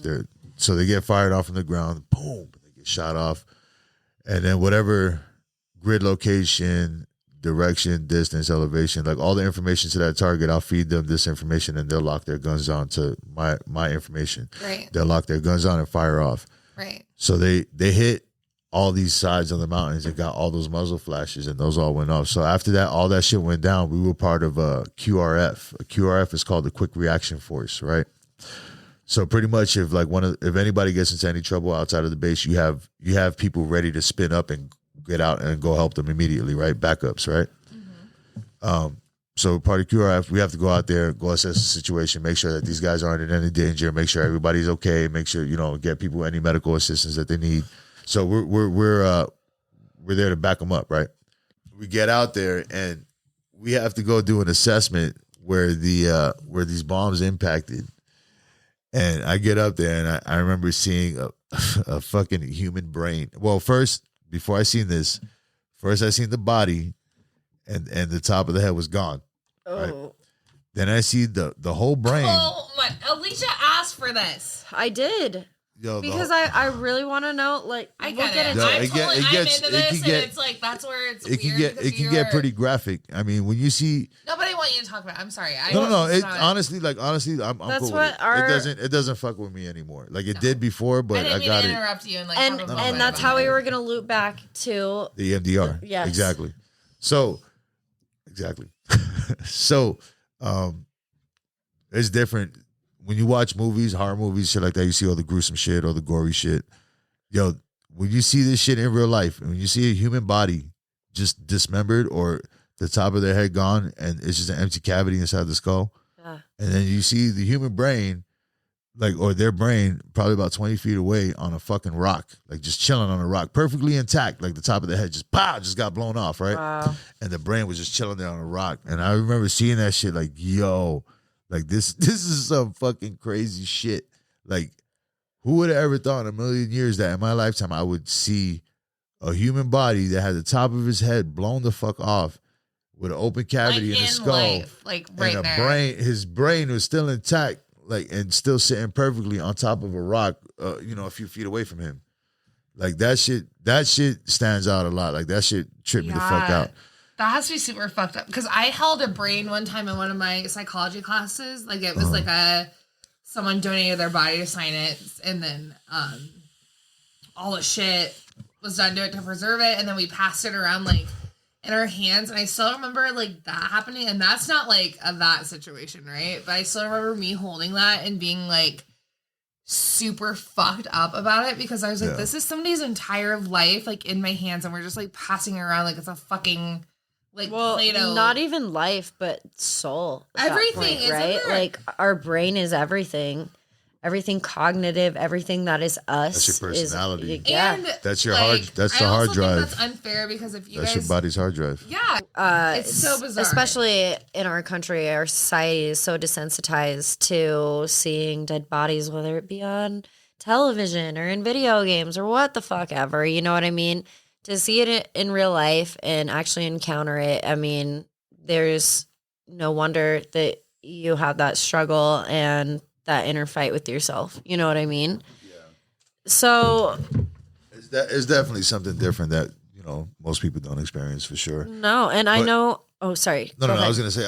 I mean, I was never a stranger to death. Like I was going to funerals since I was a little Absolutely. kid. You know what I mean? So when you experience death at a younger age, it's a lot easier to deal with when you're older. You know what I mean? But there's the difference between seeing the body in a funeral home or at a Seeing wake. someone get killed. Oh yeah, and then seeing a fresh body. Well, because we don't see the death, right? And at a funeral, Exactly. at an open casket funeral, they make them look as best as they can. You don't see the death. Like you really want to have that good closure moment. Not but even. if you see somebody get murdered or like come along after or whatever, like that is You have to walk away with totally that. different thing. You walk away and you carry that in your consciousness and Yep. your waking mind. You carry it in your subconsciousness. That's what you carry. Yeah. Because you can tune it out and not think about it.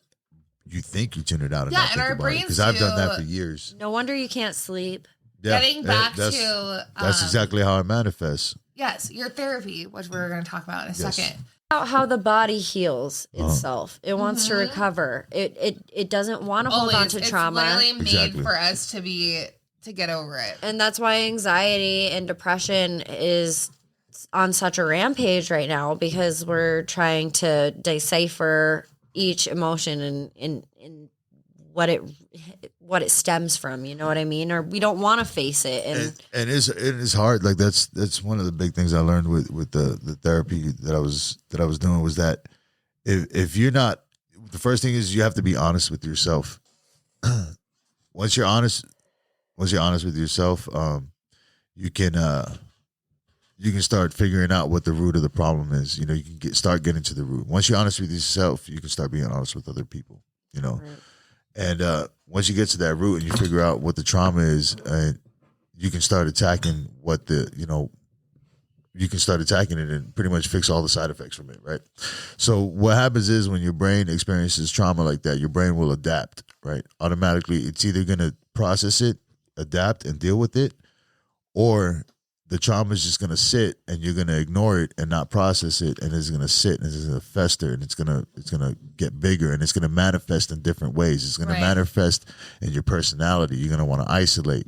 You're going to become aggressive, towards other people, become argumentative, irritable, insomnia, all this other shit. And then and then it also gets into physical effects too. Like you get physical effects, you start getting back pains because you're carrying all this weight on your shoulders, whether it be a mental weight or a physical weight.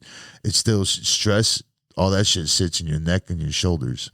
Like it really weighs you down. And and it'll manifest in different ways like that. You'll start getting argumentative. You'll start becoming irritable. You'll stop enjoying certain things that you used to enjoy. You'll pick up certain habits. Well, and I know some people who get violent without intending to. People can get violent. Within night terrors, they feel like they're back, especially with people who served in the Vietnam War and they couldn't diagnose it. Right. A lot of sleepwalking becomes violent. I want to know, was it the VA who put you through to your therapist, or did you find him on your own? No. You're talking about the EMDR therapist. Yeah. He actually works for the ACT in Ogden Regional. Okay. Yeah, so he does that. He works for the Alcohol and Chemical Treatment Center in Ogden Regional, but he also has his own practice as well in Morgan. So that's where I first got the EMDR treatment, and it was fucking amazing. I'm gonna tell you right now. I learned so much about myself, about my decision making, how to manage my life, how to change my lifestyle, how to take control of everything I'm doing. How to be honest, how to be more open and honest. How to be more, how to let go of a lot of guilt, of a lot of shame that I had, when I was carrying, especially when I was heavy in addiction, how to let go of all that shit and just be open and honest with it. And I got to the point where I'm like, what, fuck it. If somebody's going to judge me on my life, I don't need them in my circle. You know what I mean? They fucking kick rocks. I don't give a fuck about them either. You know what I mean? Kick rocks, eat my socks. Well, anyone that would be judgmental of your life also, it's okay, why you can sincerely go fuck yourself. Exactly. And there are people like that, they'll see that. You're welcome, you ungrateful dick. He was an addict. Ooh, he's a bad person, and it's not true, I've met so many sometimes addicts do bad things. Yes, for sure. Because of their addiction. That's they exactly are what it is. Usually not really bad people. Yeah. They're usually very good people that do shitty things because of their addiction. Yes, and most people they started off as good people and bad choices or just life circumstances led them down that path and they ended up falling into addiction.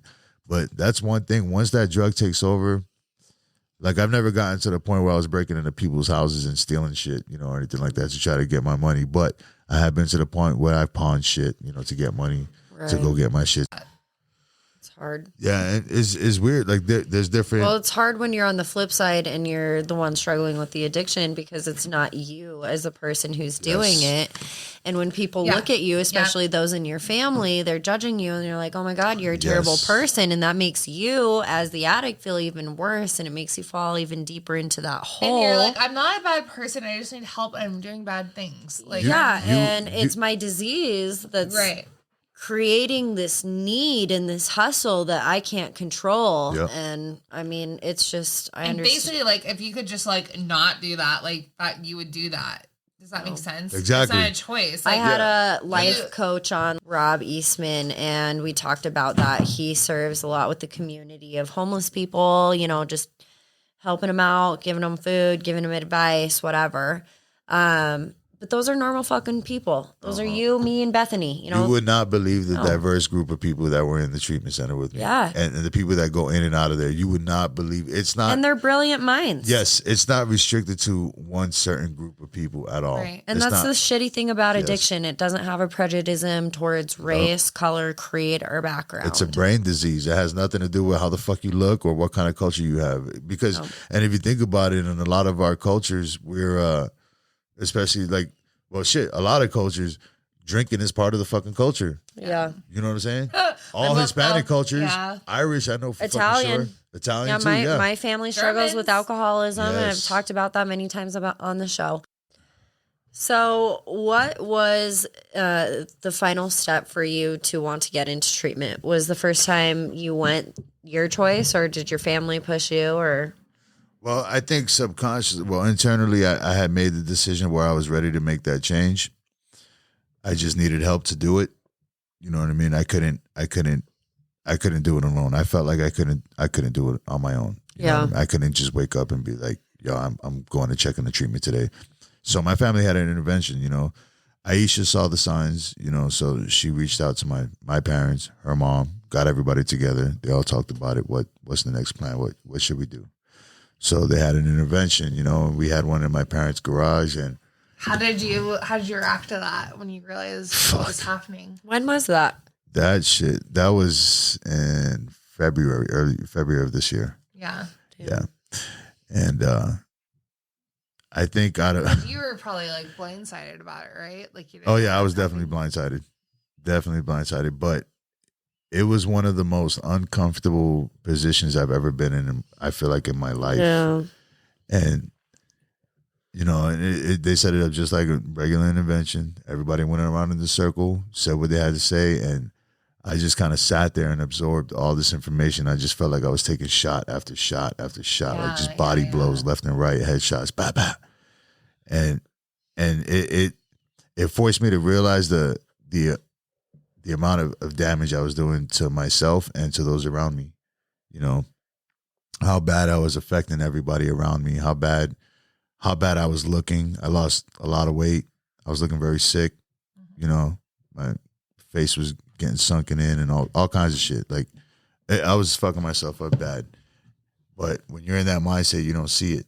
You try to see, see something else. Your brain tricks you into seeing something different. It's body dysmorphia. Yeah, exactly. And you know, your drug of choice. I call it your demon. You know, like that straight up. That shit is a demon that just takes control and it forces you to see what it wants you to see, and it manipulates you, makes you to make the decisions it wants you to make, takes top priority, pushes all your family out of your life, fucks up your job. You know, you lose your kids, you lose everything. Okay. All the way until the last thing is your life. Yeah. You know what I mean? And fucking opioids are fucking expensive. Yes. It's quick to turn to heroin. Yo, financially, yeah, and ridiculous. Like I never got to that point, but I was right there. I was right at that point because financially, every time I had relapsed, I had moved up higher in my drug of choice. So it went from like 5 milligrams to 10s to 20s to 30s, then from 30s to like the Roxy says to fentanyl. Then the last time was on fentanyl, and I was taking 30 milligram fentanyl pills, and then it went from like just not eating them to I was snorting them. You know what I mean? So it took me, like, I had to really reflect on my fucking patterns and how bad they were getting. And I was like, holy shit. Like, well, and fentanyl is so fucking dangerous. I was lying to myself. I'm like, no, this is not a progressive disease. You know, I can stop it fuck no. Once I saw my track record and I had to write that shit down in a journal and like really self-reflect on what the fuck I was doing and be open and honest with myself. And I seen that shit and I read it back when I was more clear-headed. I said, holy shit. Like I was definitely on my way out. Definitely. I was on my way to losing my family, losing my wife, my kids. I was already pushing everybody away. Right. You know, the next thing was my life, you know? Yeah. You know, my job, it was getting bad, like really, really serious. And I never understood why I needed to chase that euphoric feeling, why I needed to chase that feeling of euphoria and why I needed to escape reality on a daily basis. Right. And that was, you know, with the EMDR treatment, I was able to target specific events that happened in my life that kind of, I guess, lit the fuse to get it to that point, you know? And, you know, being able to really process those events that happened in my life and sit back and really understand what was going on in my brain, and, you know, before addiction, during addiction, after addiction, what the recovery process looks like, and being able to understand my feelings and my emotions, it really helps you control what's going on, not to give other people control over you. You know, once you understand that you're in charge of your emotions and your feelings and how you react to certain things, it's oh my God, it's an epiphany. Like you feel like fuck, nothing controls me like I control my life right now. Right. I feel how I allow myself to feel. You know what I'm saying? Yeah. Nobody can make me feel a certain way unless I allow it. Why am I going to give that power to that person or those people or whatever? You know?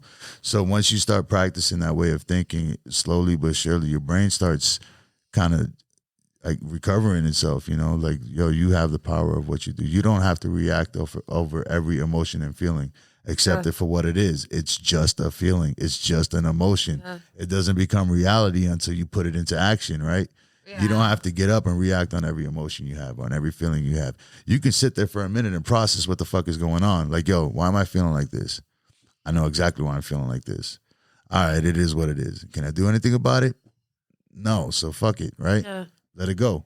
Why are you going to sit there? Covering it up with substance is just going to prolong the hurt. So, It's like, just a Band-Aid effect. yo, getting comfortable with being uncomfortable is a must. You have to. Like, if you get comfortable with being uncomfortable, you'll definitely be successful. You know? I literally said this on the last episode. I was like, if you are comfortable or you're not comfortable with getting uncomfortable, you are going to become stagnant. Yes. 100%. Yes. And substance only makes you stagnant. Yes, exactly. 100%. And it's temporary. I've chased that high for and years. I'm not even gonna front. It feels fucking great. I love it, you know. Yeah. But the consequences and the shit that comes along with It's it, not worth it. Yo, it's nothing good. Nothing good. It's fake. It's a fake. Yeah. It's a fake happiness. A fake joy.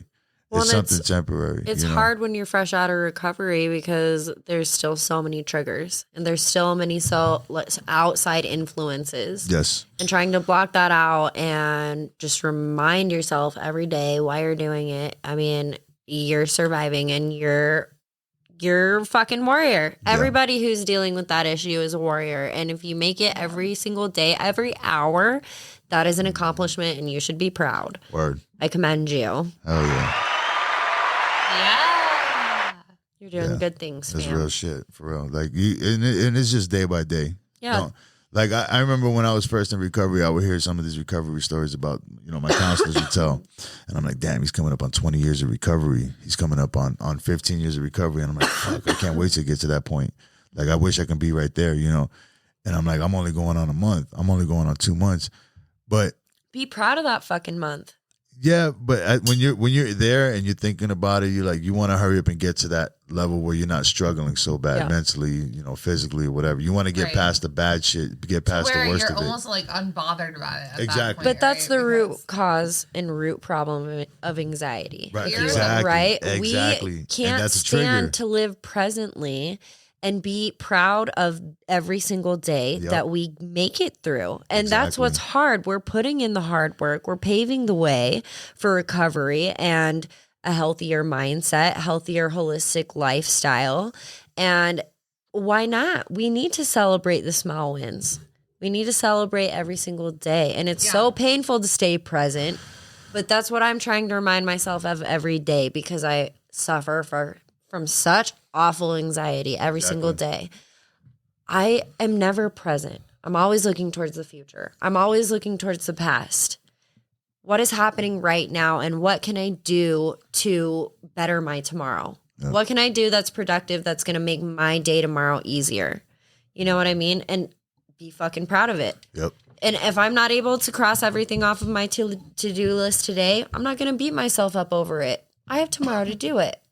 It may not be guaranteed, but I'll take my chances. You know what I mean? Exactly. So it's just altering that lens. It's just day by day, and exactly, it's just having a healthy balance in your life too. You know, like you can plan for the future and you can set goals, but you don't have to worry about achieving that goal on that same exact day that you plan for it to be done.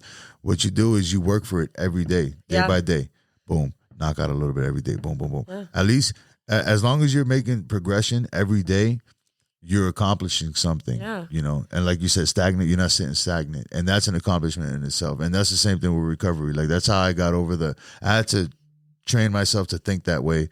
Don't think about being 20 years from now. You'll get there when you fucking get there. Yeah. Like remember, you're thinking about getting to that point where you're 20 years in recovery and you know you're living life good. Yeah, but remember, you you can't also fix that. You can't control that. But then you have also to do the right now. well, the bad thing that comes along with that is you're also going to be 20 years older. Like, do you really want to rush in to be 20 years older? Like, no, I don't. You know what I mean? Like, so I'm going to enjoy my win every day. We're instant gratification, right? We want all the exactly, but all the progress and the results like right the fuck Right. Exactly. Well, and that's why being present is so difficult because Absolutely, when you are it's hard. living presently and working that mundane job and going through it, it feels like you're stagnant. Yes. It feels like complacency. It feels like you're rolling over. But in reality, you're doing what you need to do because when you look down the road 20 years from now, like you're talking about, you're going to remember that day when you're sitting in a cubicle or, you know, all the hard shit. Dealing with the hard shit. I love my job. And we're going to be proud of the progress That's because we don't have bosses. and every single milestone it took us to get there is going to be like an aha moment. Holy fuck. Hey, you remember that one time when you were sitting in Alicia's basement recording that fucking podcast? Oh my God. exactly. That was like forever ago. Oh my God. It was. So, all that being said, I want you told me and described kind of what that your therapy looks like. Yes. Oh, the MDR. Yes. Give a little detail to those who don't know what it is like me. So what EMDR stands for is eye movement desensitization reprocessing. EMDR. And what it is, like I was explaining earlier, it's a lot of people would mistake it for like some kind of hypnotherapy or something. And it really isn't. All it is it's just you're pretty much tricking in your brain that to believe that your body's in REM state. Like, yeah, but describe it how you described us earlier because I really like got what it was. So what it is, it's when they set you down, you have a box in front of you. And this box is a light that bounces back and forth from side to side. You have headphones on. You also have two prongs and one in each hand, left and right. And as the light ball is bouncing back and forth, it's making a sound in each ear as it's connecting to each side of the wall. And it's also buzzing in each hand. So it's stimulating all your senses except your sense of taste. So pretty much it's tricking your brain into thinking that it's asleep and you're in REM state and, you know, ready to process some shit because it's connecting your left and right hemisphere of your brains. It's talking to each other. So while this is all going on, your therapist will be on the side if he knows what he's doing. He'll go through and he'll target a specific traumatic event and he'll have you replay that event as best from your memory as you can and talk about it and just talk it out in as much detail as you can from beginning to end. And you'll go through all the emotions because you feel like you're reliving the whole situation. You go through the whole shit. And because you have to talk out each experience as you're everything. Right? And as you're talking about it, you're kind of visualizing it in your head because you're following this light going back and forth with your eyes, bam, bam, bam, bam, left, right. And you're also feeling the vibrations in your hands. Yes, and it's weird. Like in my visuals, I was seeing almost like a movie reel of this shit replaying out again.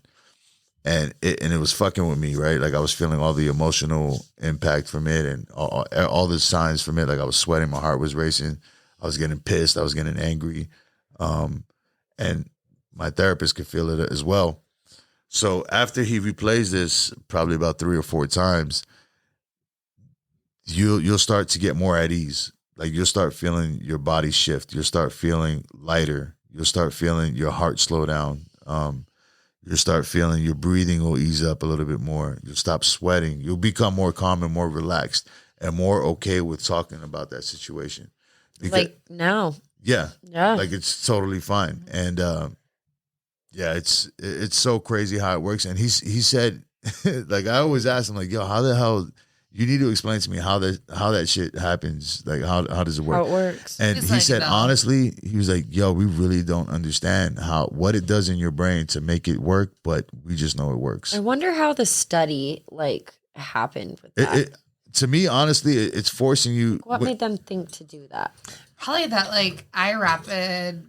I'm sure it branched off of some kind of therapy. Yeah, super fucking beneficial for you, right? So they're like. Well, when you're sleeping, write that down. I need to know now. When you're sleeping, your eyes are shifting from left to right constantly because you're in REM state, right? So when your eyes are shifting left to right, that's supposed to be a signal that your left and right hemisphere of your brain is talking to each other, like it's processing information that you're absorbing throughout the day.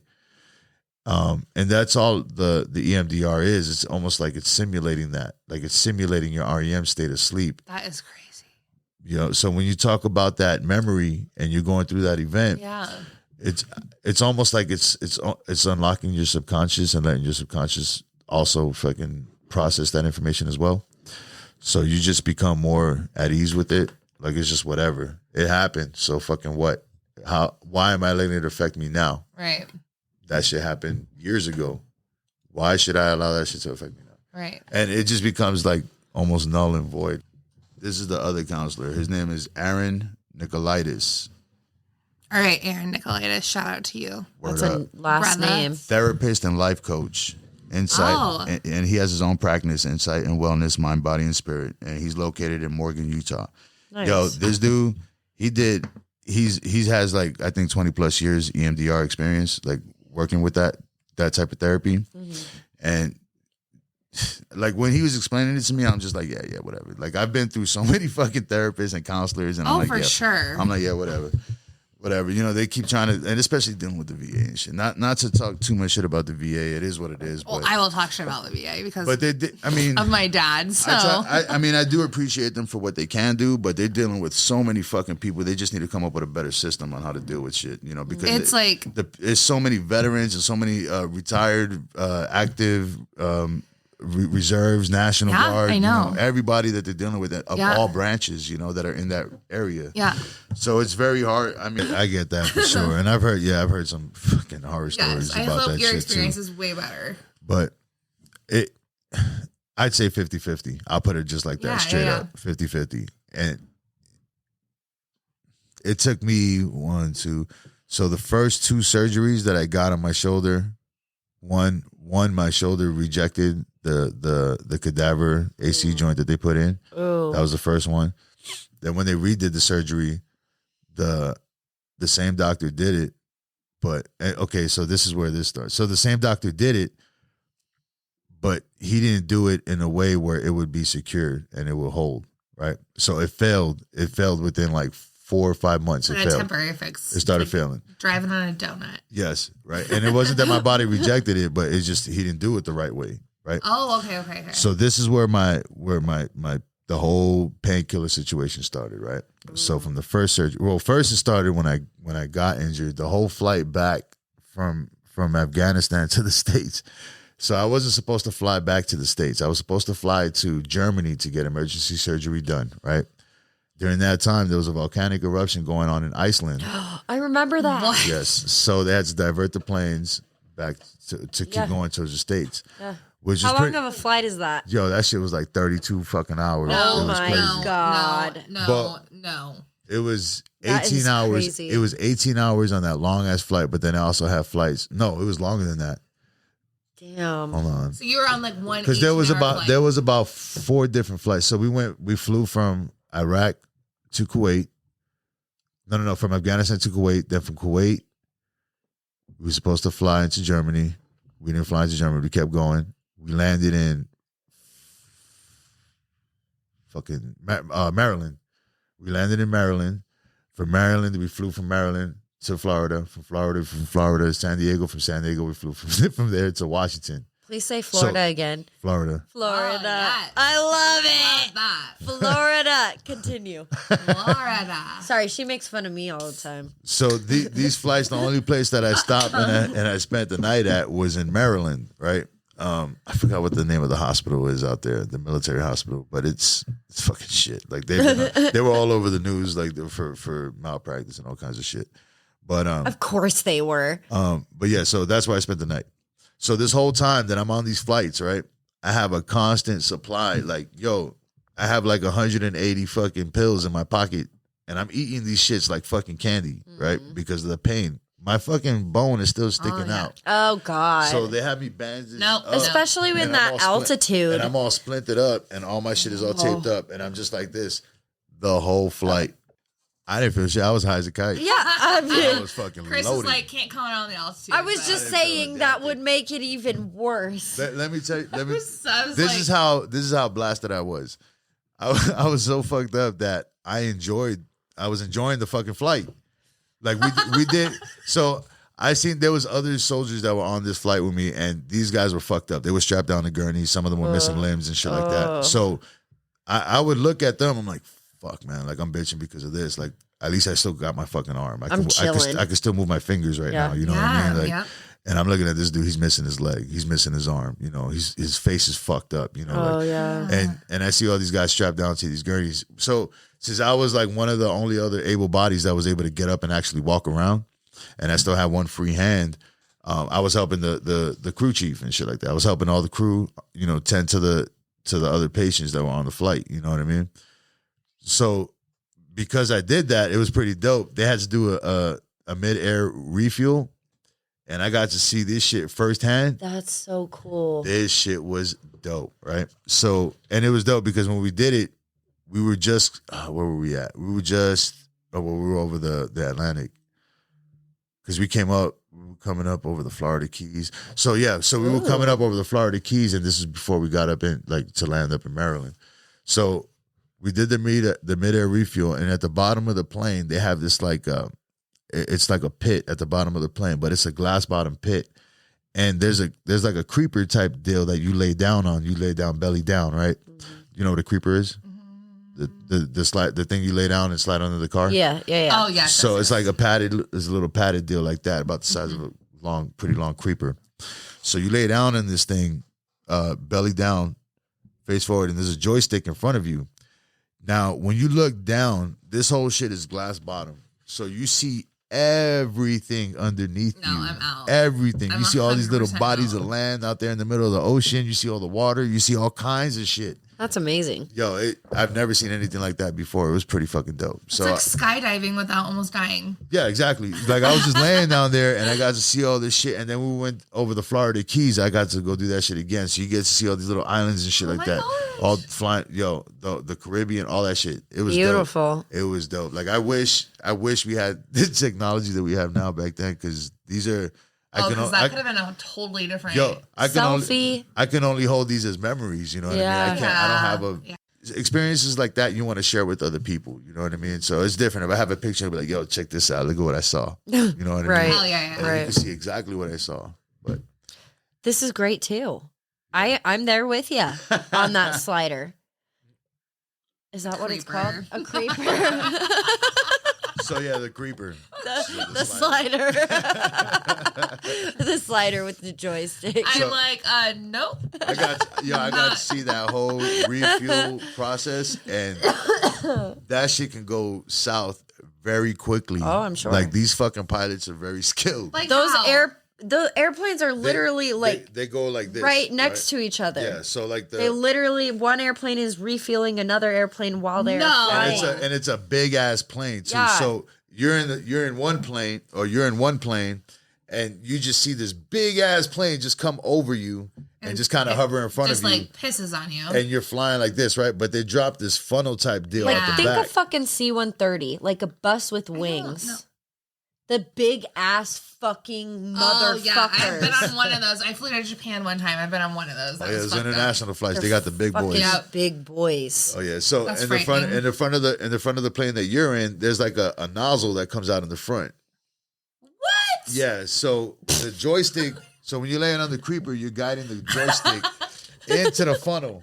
Yes. Okay. I know So, what yeah, that. Yeah, I get what that is. You mean the slider? The slider. You get on that slider. So you guide it in, Right and in the, that the shit will lock in place, and then Okay. they go ahead and they just hold it, right, and they're just flying together and they're refueling at the same time.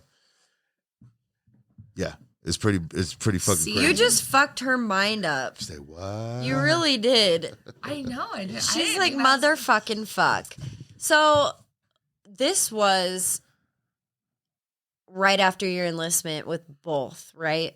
This Marines was and Army. this was when I joined. This is when I was in the Army. Yes. Okay, so this is when you were like, done. I'm going home. I'm Marines gonna or take. Army? What's your favorite? He's like, Oh. So neither. they both have their qualities. I love being a Marine, and that's the thing. Like, I would when people ask me that question, this is what I would say. I would love to do the job that I did in the Army in the Marine Corps. I got that. You know what I'm saying? Like, I love the job that I did. It's a different thing. It's a different. I love the job I did in the Army, but I love being a Marine. Yeah. So that's the difference. Because Marine is not. Yeah. When you claim that title, it's different, and I've seen it on both sides. I've been in the Army, so I've seen how the Army is. My dad was always like super like proud of that. Yo, it's because when I was little, he would sing me the Marine Corps hymn instead of like from the halls of Montezuma to the shores of Tripoli. See, I know. Keep going. I'm fucking loving it. Fight our country's battles in the air, on land and sea. First to fight for right and freedom, and to keep our honor clean. We are proud to claim the titles of United States Marines. Hoorah!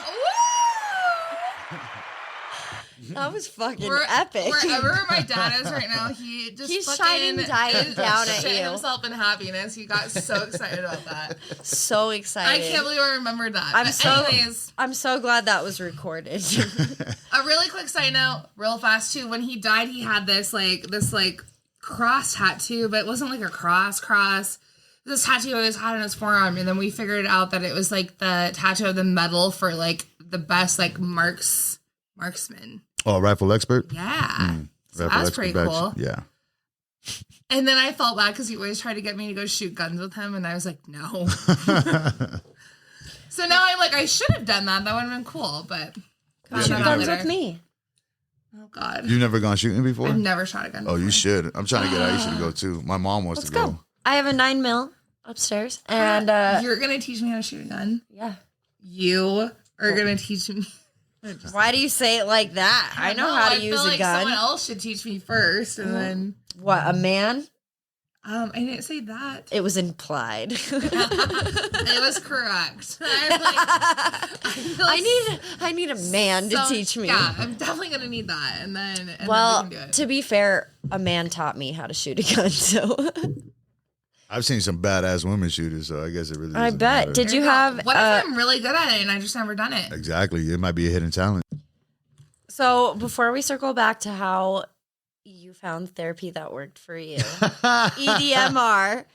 I need you to tell me the fucking whip it story. Okay. We need so it. This is back. We've been waiting. This was back in my Marine Corps days. So 19 years old. Well, 18. Was it 19? No, I was 19. Living in the barracks. This is before we deployed. So this is before I got married the first time. This is because I got married at 19 also. Mm-hmm. But this is before we deployed. Before I got married, I was still living in the barracks, and I remember I went. I was on. Oh fuck! I don't. Yeah, fuck it. I was like, fuck. I don't know if I should say this, but fuck it, whatever. Anyway, I was on staff duty. I was on staff duty, right? So my whole shit. So being on staff duty sucks because you're on fucking 24-hour duty. Okay, so you can't fuck off at all. You don't got sleep. Yeah, you walking around and you roaming the whole perimeter all day, right?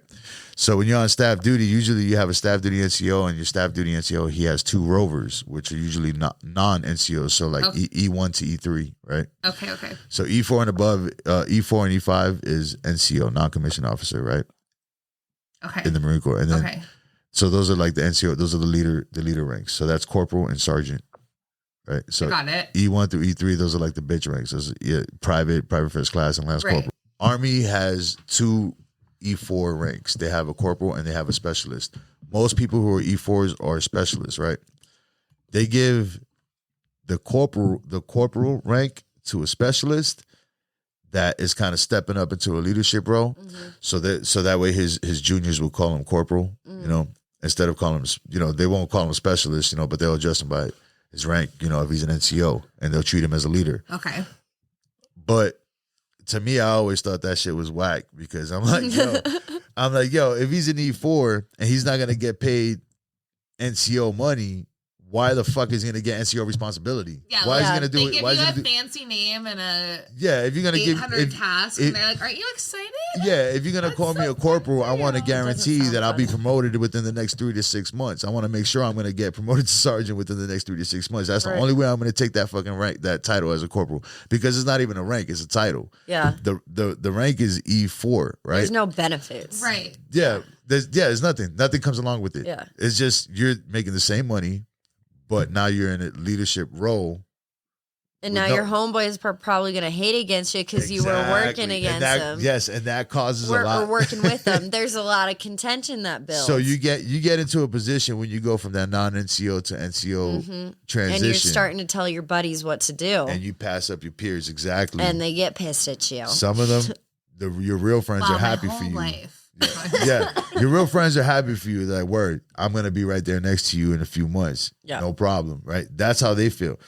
But then you got haters too, like, fuck that motherfucker. You know? There's enough people in your Yeah. company or unit to be like, Well, not everyone can have that job. So, You know? yeah, exactly. And you can't please everyone. So this was in the Some of us Marines. can't. Yeah, so now I'm on staff duty, right? So you work your 4 work day. Then as soon as you get off of work, which is at around 4:30 p.m., Yeah. right? By 17:30, by 5:30, you're checking into staff duty and you're assuming your responsibilities, right? From that point on, you're on 24 hours from that point to the next day. So you have a staff duty NCO, which usually he's just chilling there, answering the phone, making sure everything's, he's the one that you report to, right? Mm-hmm.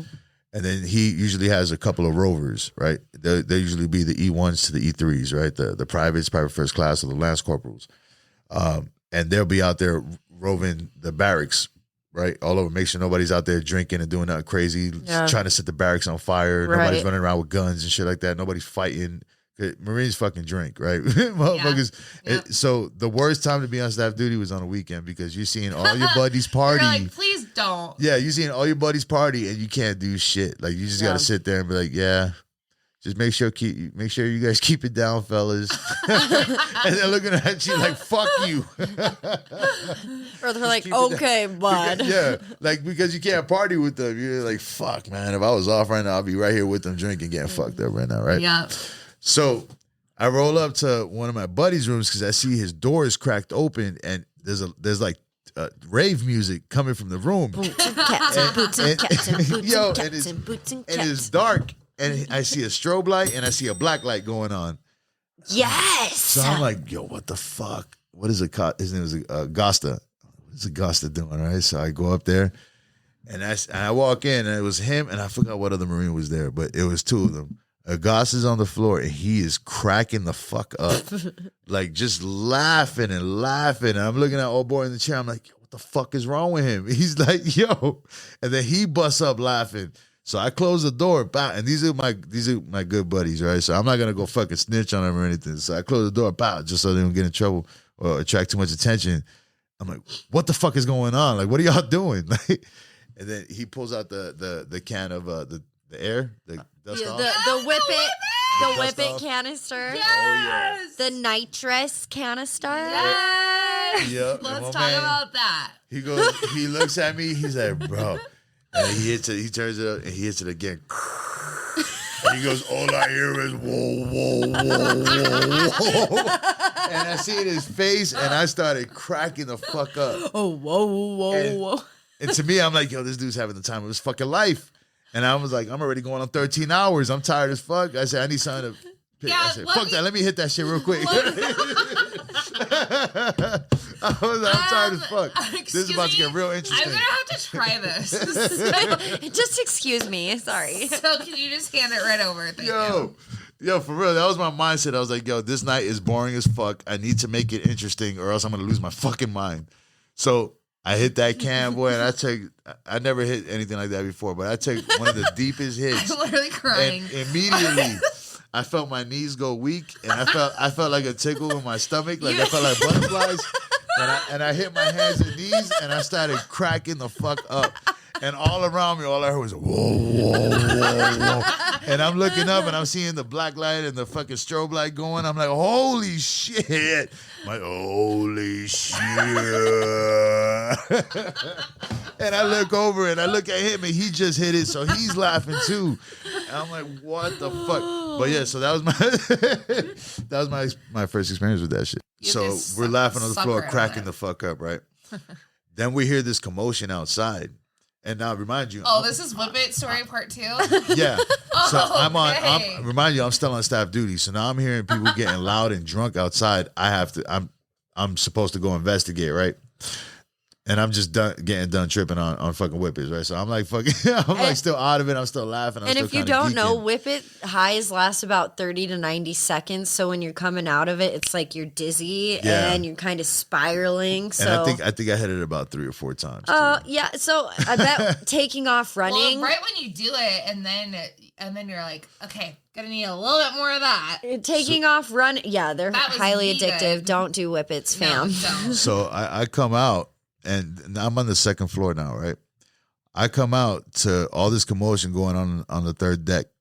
And, and it's one of my buddies, his name was Sinkfield. He's riding down the stairs on a bike, butt ass naked. He got dared to ride the bike down the stairs naked and crash into the bush at the bottom. What did you say? Winfield? Sinkfield. Sinkfield? Yes, Sinkfield. He riding. Ring for sex for Sinkfield. My man riding down the stairs, and I'm like, I can't even stop him. And I'm there cracking the fuck up, right? I'm just laughing and laughing and laughing because I'm still getting over the fucking whippets and shit. And I'm laughing. I see him, bow, hit the bush.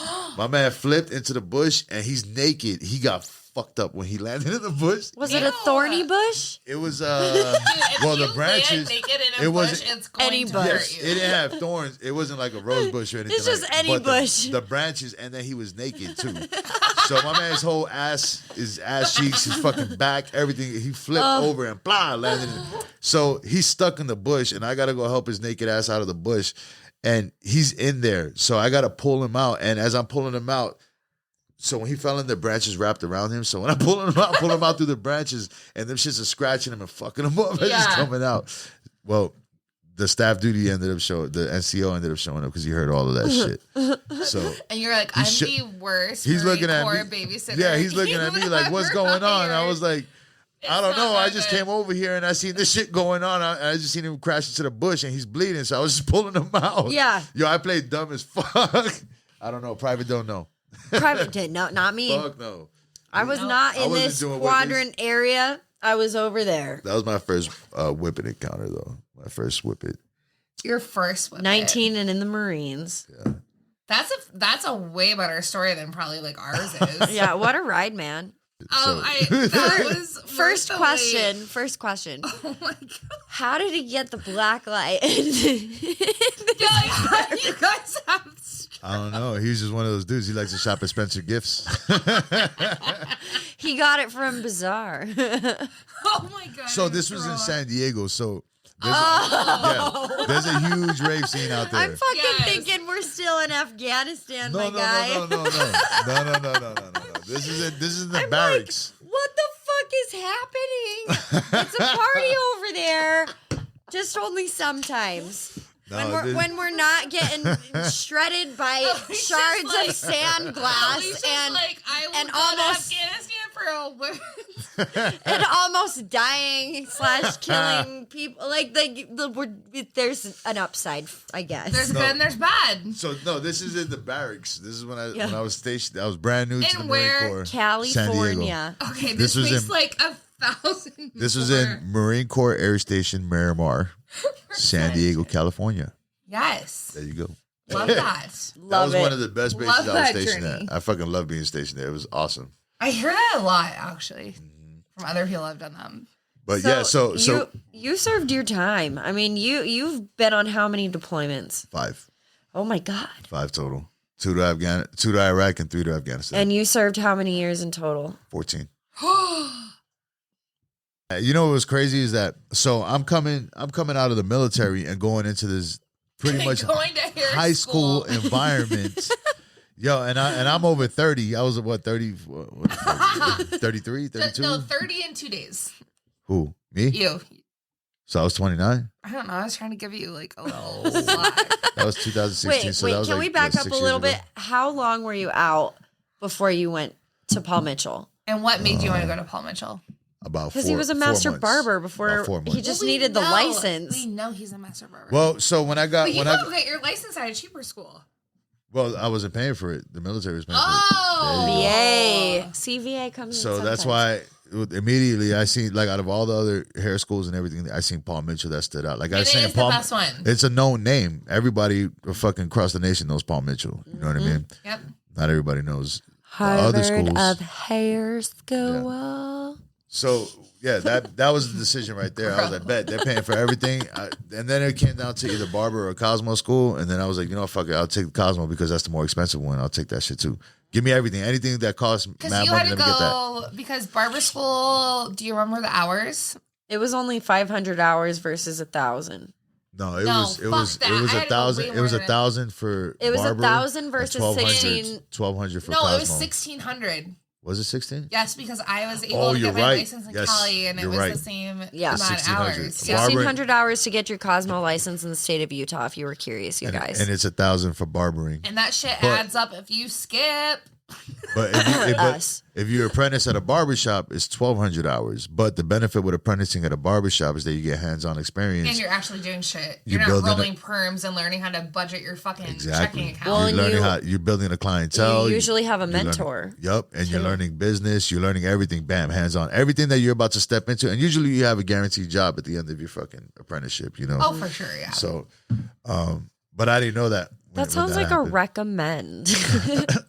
Looking back on that, it's like, now that you just put it out like that, I'm like, why the fuck I didn't do that? I didn't know about it. Yeah, I didn't know me you could either. do that. We're all like, we didn't know. We're like, huh. We didn't But we know. never would have had the epic chance of meeting each other in such a weird way. We actually did have Exactly. a lot of fun. We did a lot of weird, not weird things, but like things where it's like, You look back on it and it's funny. why are like we all adults and doing little kid things? Because we were in high school, right? It's crazy. So like, it was yo, like, I shouldn't have to ask you if I have to go to the fucking bathroom. Like, I'm gonna go Exactly. pee. Yeah, and then I'm sorry. Go ahead. I'm 20 years old. I was 20 years old Dude, when I I was started. like 24. Dude, I was like 32.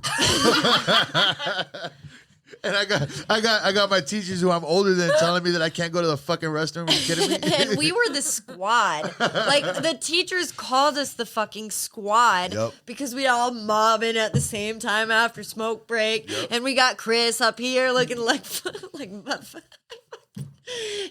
I hilarious. guarantee, like, every class Can we we went shout out into. to Drew because I work with Drew now and he's so Oh, do you? fucking funny. Yeah, I work with Drew at Salon Pure.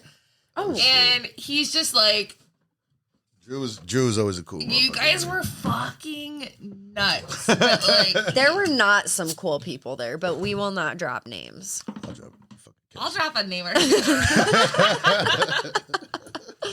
No, Honestly, dude. that was the only one I ever had an issue with. All the other fucking teachers loved me. All the Oh, administration she's not loved gonna me. listen to this, so it doesn't matter. Yeah, Fuck you. She hated me too, don't worry. But I you never know you know. don't like me, and now you know I don't like you either. Haters Yeah, are she was nice the to biggest me. fans, so Two-Face. I bet she follows all of your barbering shit, man. She's whose biggest fan? Your haters are your biggest that's true. fans. Yo, she tried so hard to not let me graduate. She tried so hard and failed. After years of being in the military, being a vet, and coming into a cosmetology school filled with predominantly women. That's exactly what I was gonna bring up. What Were you was like, your yes? first thought? Was this Yo. like, is this what they were talking about? The 92 virgins over there? Like, No. That's not even my thought. Oh, that wasn't that's even my the thought worst process. joke I've heard all day. She said that. That was.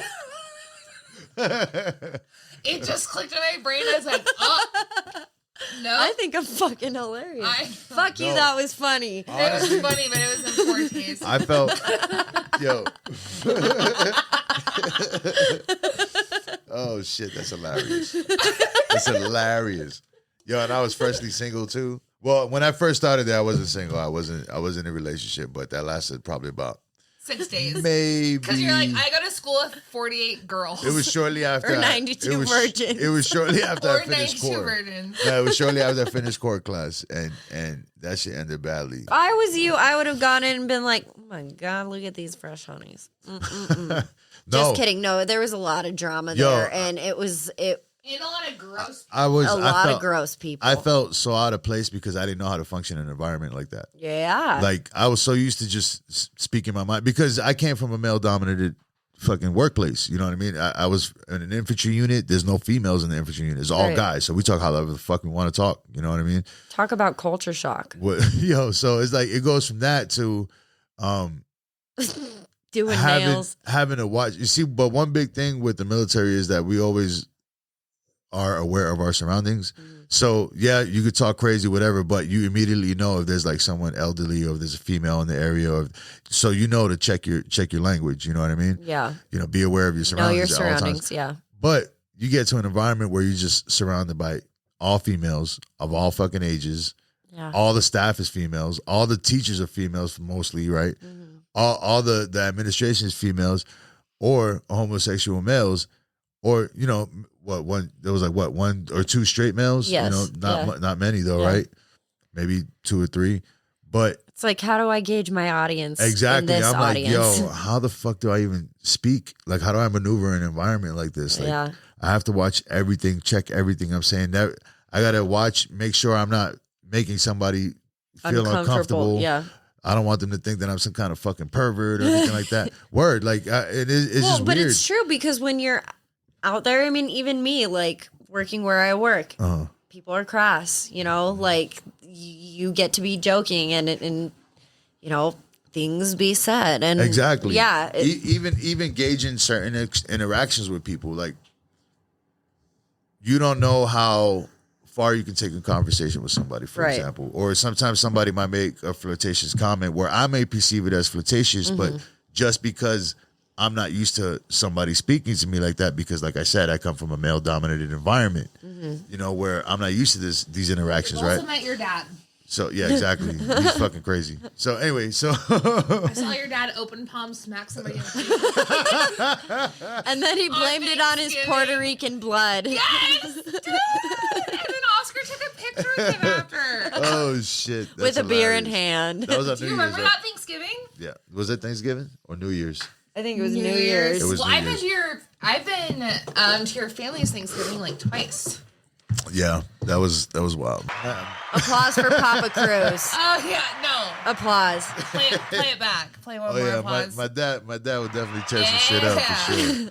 It gets me nervous, but yeah, he'd definitely tear some shit up. No, he's And 8 then, seconds no, and it's wearing the on me. I'm corona telling is you. getting to me. So cheers to you, my guy. Hey, Cheers to you, my guy.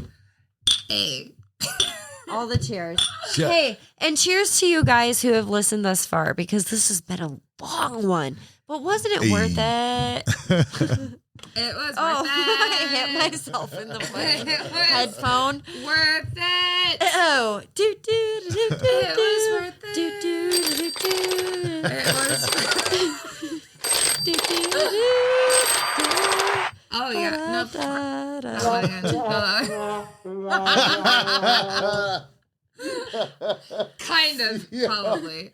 Well, Fuck but you, that was funny. We think that If you're not laughing in your car or where the fuck ever, you're not human. hey, what button was that? Was that the green one? Yeah.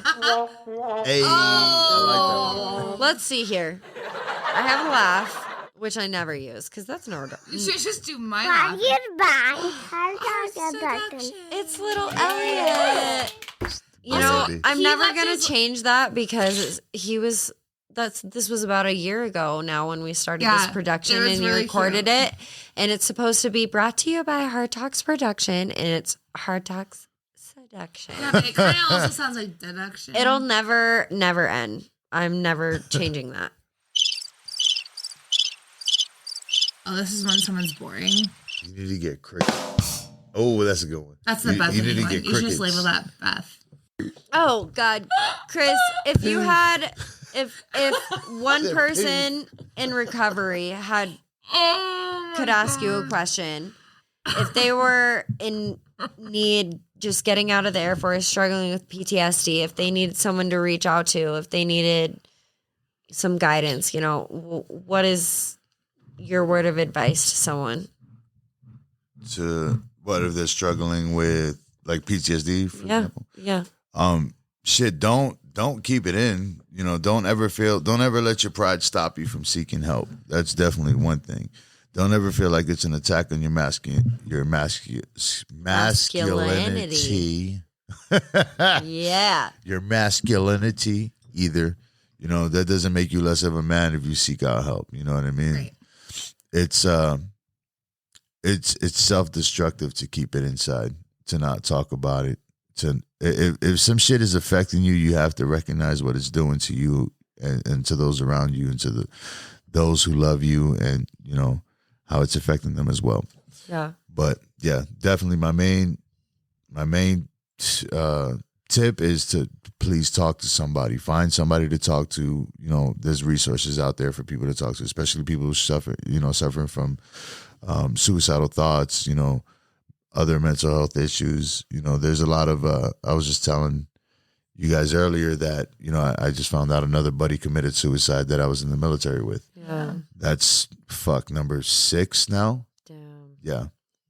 So that's too many, you know, Suicide sucks. way too many, you know, and these are guys where They're tough as nails. Yeah, I would say out of all 6 of them, maybe one of them I could say ever gave any signs that he was kind of battling any kind of mental health issues. Just a normal Joe.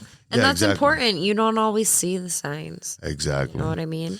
Yep. Sometimes it's your funniest character. Oftentimes it's the guy that cracks the most jokes, right? Yep. That's putting the mask on and hiding what he's really. Sometimes, and then sometimes it could also be the most quiet person also. You know? Yeah. They're usually the most quiet ones. They're holding a lot of stuff in. They're not sharing too much about whatever the hell they're dealing with or anything at all, you know. And I will be sure to link some suicide prevention lines. If you are ever in need, there are 24/7 hour lines that you can call, totally anonymous. Just having it out there and speaking your truth and having it be validated. You are important and what you're doing is important. It may not feel like it is right now, but you are important to so many people. And I think the ultimate message I want to get across, because I know we'll have Chris back on in the future to just bullshit because he's so great. And Bethany too. She's awesome. But, you know, I think the biggest message I wanted to get across is like you could see the most horrible things and push your body to its fullest extent and just go through trauma after trauma. But your life does not have to be defined by that.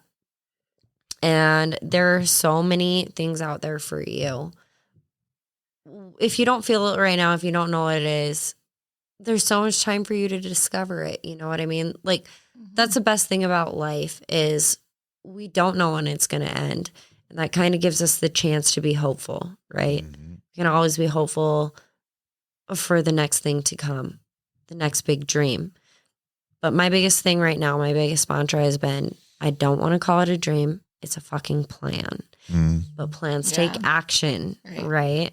So we can sit here and be hopeful and want to get better and live to our fullest extent, but it does take action. Oh, yeah, for sure. So every day when you wake up, it might be easy to roll over and be sad. And, you know, depression is one thing, but all it takes, you know, is taking out of bed and taking one step forward, getting dressed, brushing your teeth, small things. You know what I mean?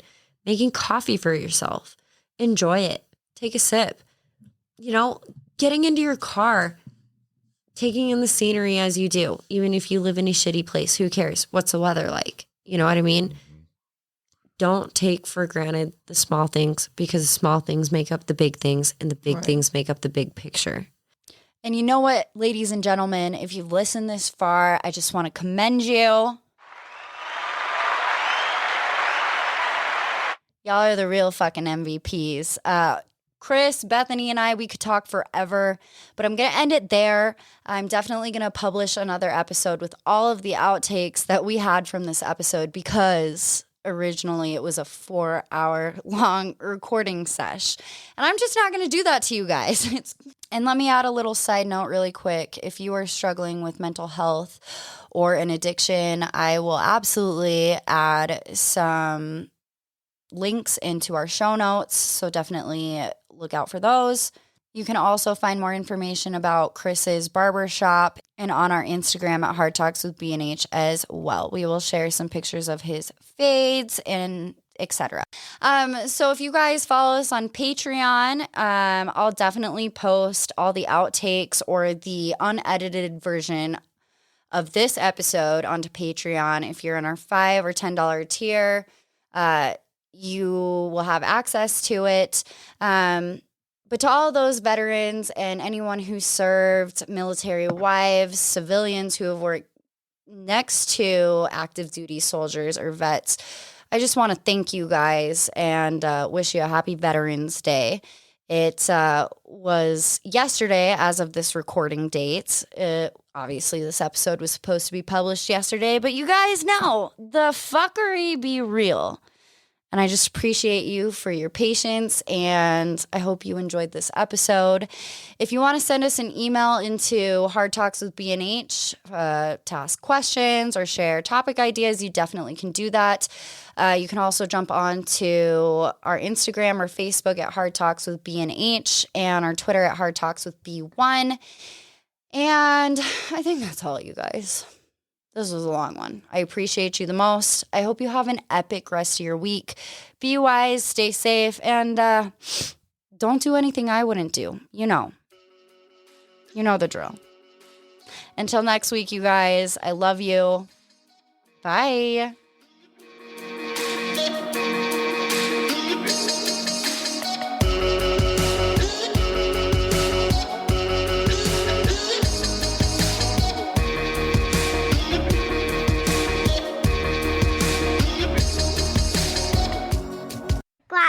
Bye. Hard talk with Ogden. Yeah.